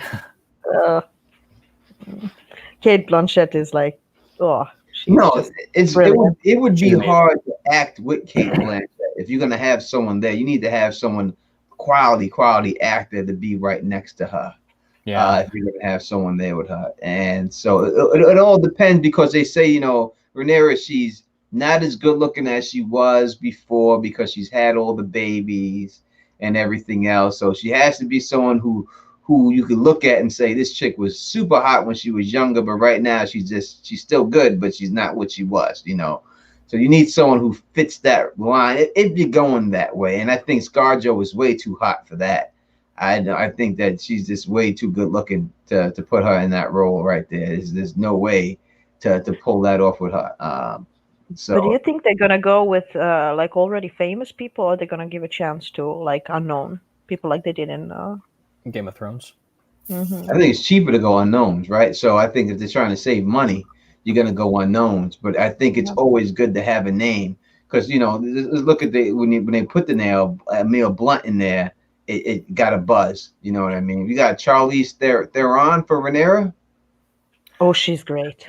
She's great. I don't know if I don't want to say she's too, kind of like what Tony said. I don't know if she's too like slender for Rhaenyra, because remember Rhaenyra, she's supposed to be a woman who's recently given birth quite a bit, and she's no longer in the same physical shape as she once was. Charlize was in this monster movie. She gained weight and she looked unrecognizable. Was that her? Yeah. She like gained 20 kilos or something. Yeah. Oh wow. I think about like this really skinny woman. That's why. Yeah, now you're talking about an actress who's on the level of Cate Blanchett, right? So she could be great. If you pull those two off right there, then the show is a hit. This with those two names. If you put those two names in there right now, the show is going to take off. Again, I just don't know if she's young enough. I think that's the reason why she didn't get casted in the Mad Max, they said, or the prequel of that, because she was too old for the role and she wanted to be in that. But, she's doing movies on Netflix and she's producing a lot. So it's quite possible that she could be, in there and stuff like that. Yeah, but lately you have, because TV is earning a lot of money with Netflix and all of these things, right? So there is this show where all the big names are in. It's called Big Little Lies, I think. It's like Nicole Kidman, Skarsgård is there. Oh, wow. I mean, really big names, like all of them. And I think it's for 2 or 3 seasons. I watched only the first one. But I know in the second one, Meryl Streep is also there. So, in a TV show. Meryl Streep's the best. Well, I don't know if she's the best female actress, but I would put her at top 3. I put a top 3 in female actor. I think Viola Davis is the best woman actress out there right now. But this I forgot her name.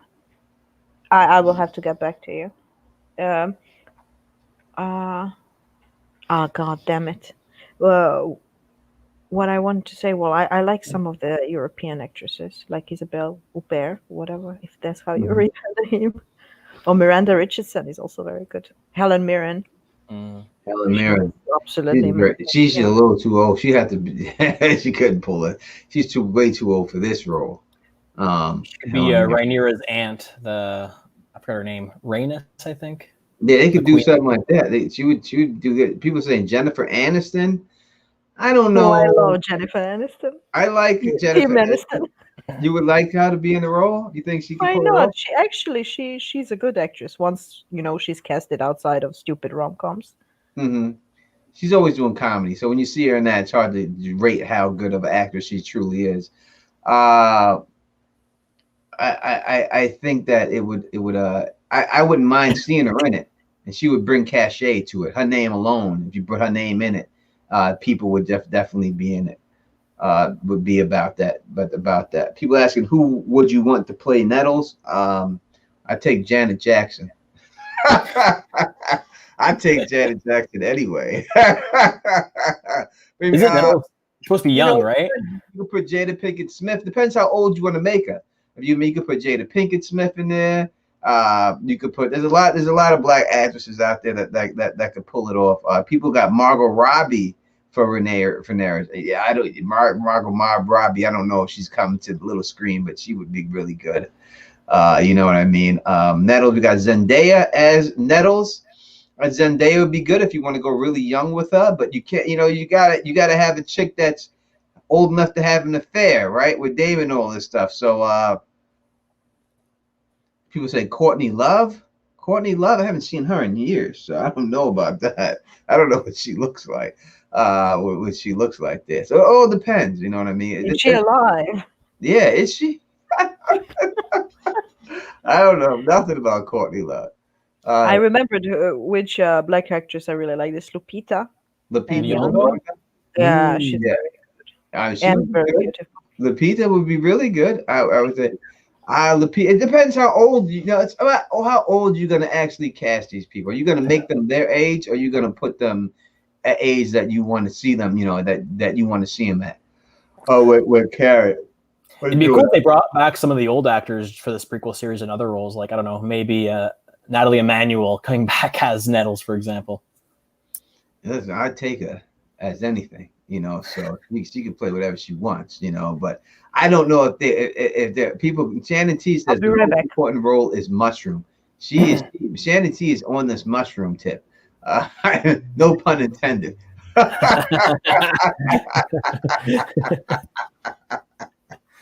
Oh yeah,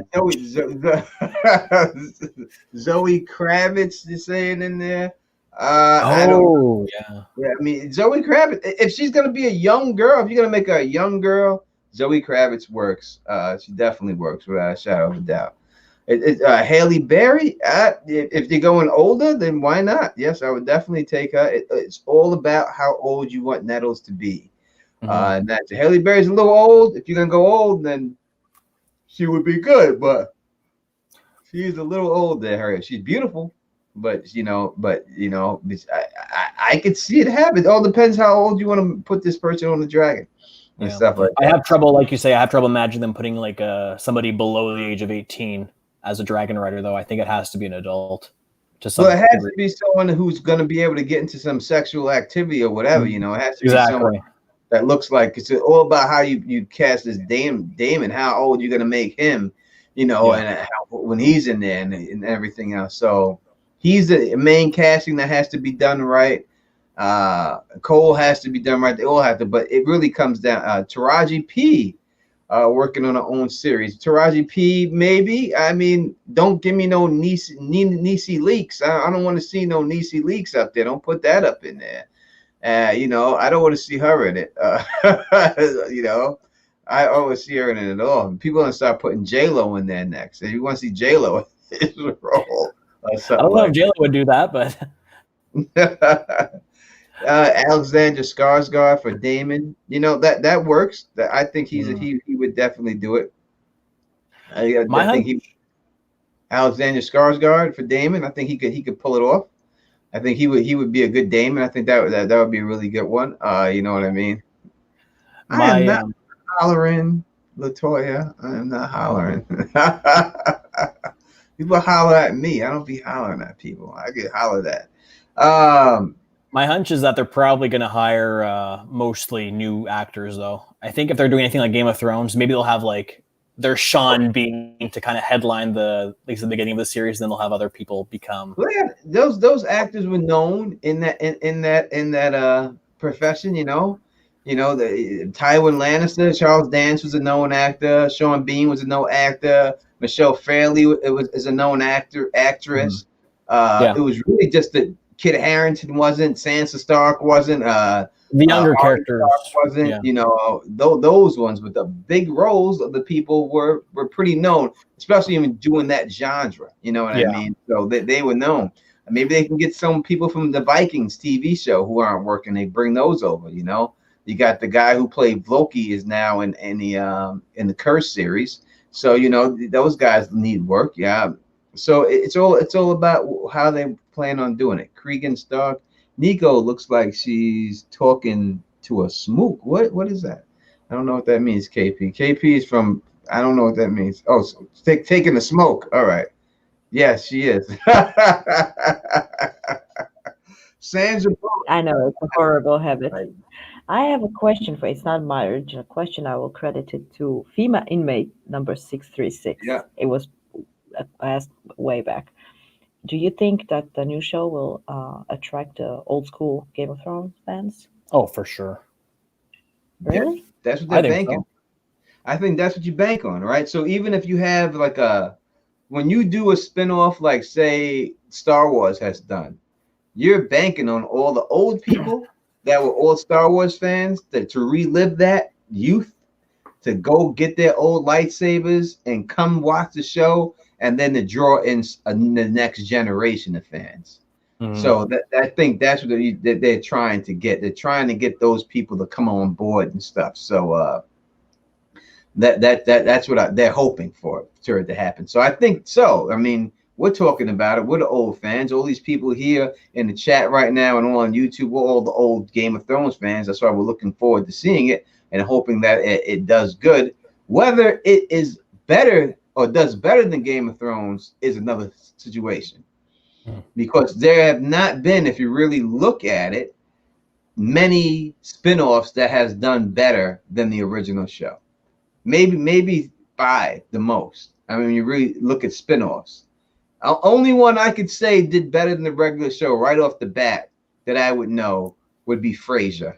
Frasier was more critically acclaimed than Cheers. Even though Cheers was a big show, Frasier was considered better. But if you look at all the other shows and everything else, I don't think that you see them outdo the original show. I had no idea that Frasier was a spinoff of Cheers. Just FYI. You know? I had no idea. Yeah, that's where he got his start. Him and Lilith, they were in the bar. He dated the Shelley Long's character.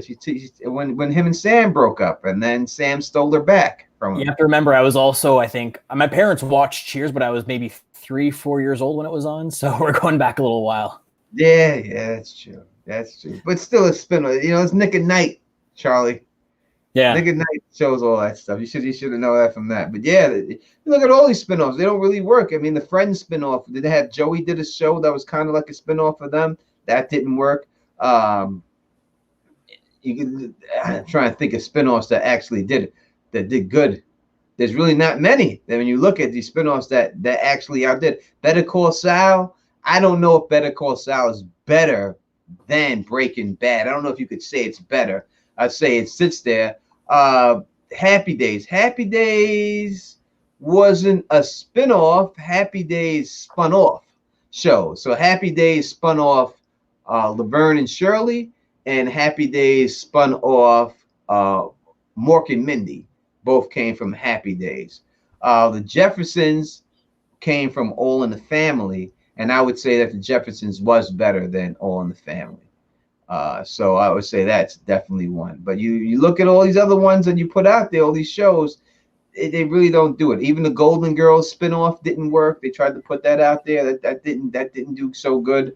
The Golden Hotel, Golden Palace, that flopped. Joni Loves Chachi, that flopped from Happy Days. There was a lot. Remember, sorry, Tony, but another question is the writing good? Because I don't remember when I read this, The Princess and the, is that how it's called? Princess and the Queen? No, this book that is based on the, oh my God. The Targaryen Civil War? Yeah. The Rogue Prince and the... No, this one that we're talking about. Fire and Blood. Fire and Blood, yeah. I mean... Is the writing good in it? Yeah, it's really historical, right? It is. A Song of Ice and Fire, you have all this, like, intrigue and, people killing each other or whatever. But that is just like fighting. Is it similar? I really don't remember when I read the books. Yeah, so they fleshed it out more in Fire and Blood and all that, and gave lines and everything else. So it's not more of like a dictionary type of rereading of it and stuff. So they do, and George R. R. Martin's working directly with the show. So is he ever gonna work on the book? Yeah, we don't know about that. He don't want to do that book. I think he wants to do this one book, and I think he wants to be done. I don't think he wants to do the final book. No, I think he just wants to win and then I think he has other things he wants to do. He's getting old.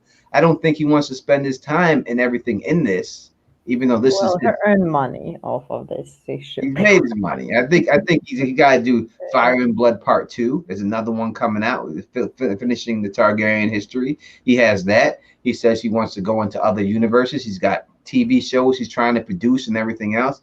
I don't think we get that final book. I don't know if he'll do the final book. We'll get this book, but I don't think he's very interested in doing the final book. He should just be frank with it. Oh, I think he's other things that he wants to do. Yeah, let's see. Xena was better than Hercules. That's debatable. If Xena was better than Hercules, it's close. It's close. I don't know if you could say it was actually better. It depends. I think I would like that. I think I like that better. I would say, me personally, I would say Xena was better than Hercules. Yes, Perfect Family Matters came off of Perfect Strangers, and I do believe that Family Matters was a better show than Perfect Strangers. Perfect Strangers was good, but it wasn't that. Different World, I don't think was better than The Cosby Show. I think it was a good show, but I don't say it was better than The Cosby Show. I don't know if you could go that route. When The Cosby Show was at its heights, I don't know if different world ever reached that height that the Cosby Show reached. So it's not an easy thing to do, a spinoff. So especially when you're doing a spinoff, and all those shows that you're talking about that y'all bring up, they've had characters that people already related with, that people would know. Like if you did a spinoff of the Adventures of Arya, right? People would know that. They would know this character, and they go with. You're talking about a whole different cast of characters that no one's gonna know who they are. They're just gonna know the last names of these characters, and they gotta somehow care about these characters. That's the only way shows work, is if you actually care about the characters. So it's going to be hard for them to do that, to care about these characters and stuff. So that's why I thought they should have did at least Robert's Rebellion, or they should have did the Dance of Dragons, because Robert's Rebellion, you know the characters already. It's just the characters when they were young. People are already in there and stuff like that. Yes, The Simpsons is a spinoff. I don't know if you could say a spinoff. It was on the Tracy Ullman show, and it was just like an interlude. So I don't know if you would say that was a spinoff. I don't know if you consider it. I think it just got its own show from that. I mean, you can say it, but I don't know if that's a true spinoff or anything like that. But yeah, that is what it is. All right, so 2 hours and 30 minutes. We're gonna have to get up out of here. It's too long. We have Nico here too long. She's got stuff she gotta do. She's joining and everything else. We have to get out of here. Let me 11 p.m. here in Germany. Everybody who came through in the chat and just rocked with us, you know what I mean? Shade of the Evening, Daisy, Dino, Shannon T, everybody who's up here, all the Latoya Fletcher, everybody we've seen, Chrissy of Old Stones, naming names I see Spots, FEMA inmate 636, Joan Whitman, Quentin, my brother, up in there chilling with us right now. St. York is in the building, rocking with us. Ali G show was a great show. I loved Ali G. Moose Bolton, Perry Garcia, all y'all, you know, Isadora, me, House Lawbridge. Thank you all for joining us out here, rocking with us. Angelina Ahai up in the building. Thank you for joining us and everything. Ninja Kick, finally. Ninja Kick out of nowhere just comes in there throwing kicks. I haven't seen you in a long time, Ninja Kick, but it's good to see you. Zam, D. Smith, everybody out there repping the hood, you know what I mean? Everybody out there. Appreciate all y'all coming out here. But let me thank the small council members. Let's go through them real quick. Charlie, you the first one. I hit up the ass to come back, and you always never let me down, Charlie. So I appreciate you being here. Let the people know where they can find you. And we'll be back with another one. We'll try to get James and LaDonna and everyone else. We'll just keep talking to them until they eventually decide to do it. And that's it. But we will be back, and we'll do a whole Kerry Ray and everyone else. We'll do a whole Nico physicist class live stream. You can ask all the questions you want, and she will break down all of your stuff, because she is an astrophysicist, and we will go through it all, and she will break down everything you have, and she will answer all your questions. We will do that. All right, that is what it is. Charlie, let the people know where they can find you. Yeah, well, first of all, as always, thank you so much for having me on, Tony. It's always a pleasure, and it's always a lot of fun having these live streams with you. Hope to do many more in the future, of course, just like we've been doing for so many years. You can all find me at my YouTube channel, Charlie in Westeros, although I haven't put anything on there recently. I do have intentions to eventually putting on videos. I promise, just let me get through my bar exams first. Otherwise, you can also find me on Facebook at Charlie in Westeros, or on Instagram if you want to keep up with me there. No doubt. Chrissy of Old Stones just put the link to Charlie's channel in there. So y'all subscribe to Charlie's channel, man. He's definitely worth it. He's going to be back. Don't worry. Nico Lena, it is so great to see you. I have not seen you in like just seeing your face. It's so great to see your face. I'm asking pictures on Facebook all the time. You look so happy, but it's not the same as just to see you actually physically. And so that's as beautiful as ever, smart as ever. So happy to call you both friends. Please let the people know where they could find you. So first of all, I'm very honored to still be invited to Tony's channel, because Tony was one of the first people I watched on YouTube. And I really did not like the big channels. I prefer to watch the real Leo, which is Tony right here. And I'm so glad that we made friends for so many years now. It's incredible, right? It is. Yeah. So, well, the only place I'm most active these days is Twitter. So, well, you have to find me there. Let me write in the chat. is where is this at Nico? There. If you want to follow, but I usually just do science there, like talk about science. I don't know if anybody finds that interesting. They do. That's why we're going to have the science stream, and you're going to answer everybody's scientific questions. Oh, I cannot answer all of that. Oh, well, we're bringing your boyfriend too between both of y'all. He knows a lot. Yeah, I'm sure y'all be able to answer. We'll do that stream with everything. Thank you for y'all coming. Thank you both for being here and saying good luck, Charlie, with the bar exam. And that's what we have to say. Good luck, Charlie. Get that done. If you like the way to do this, please thumbs up this, please spread this across the realm, and please subscribe to Teflon TV and all my friends. And until next time, you know who it is. Peace.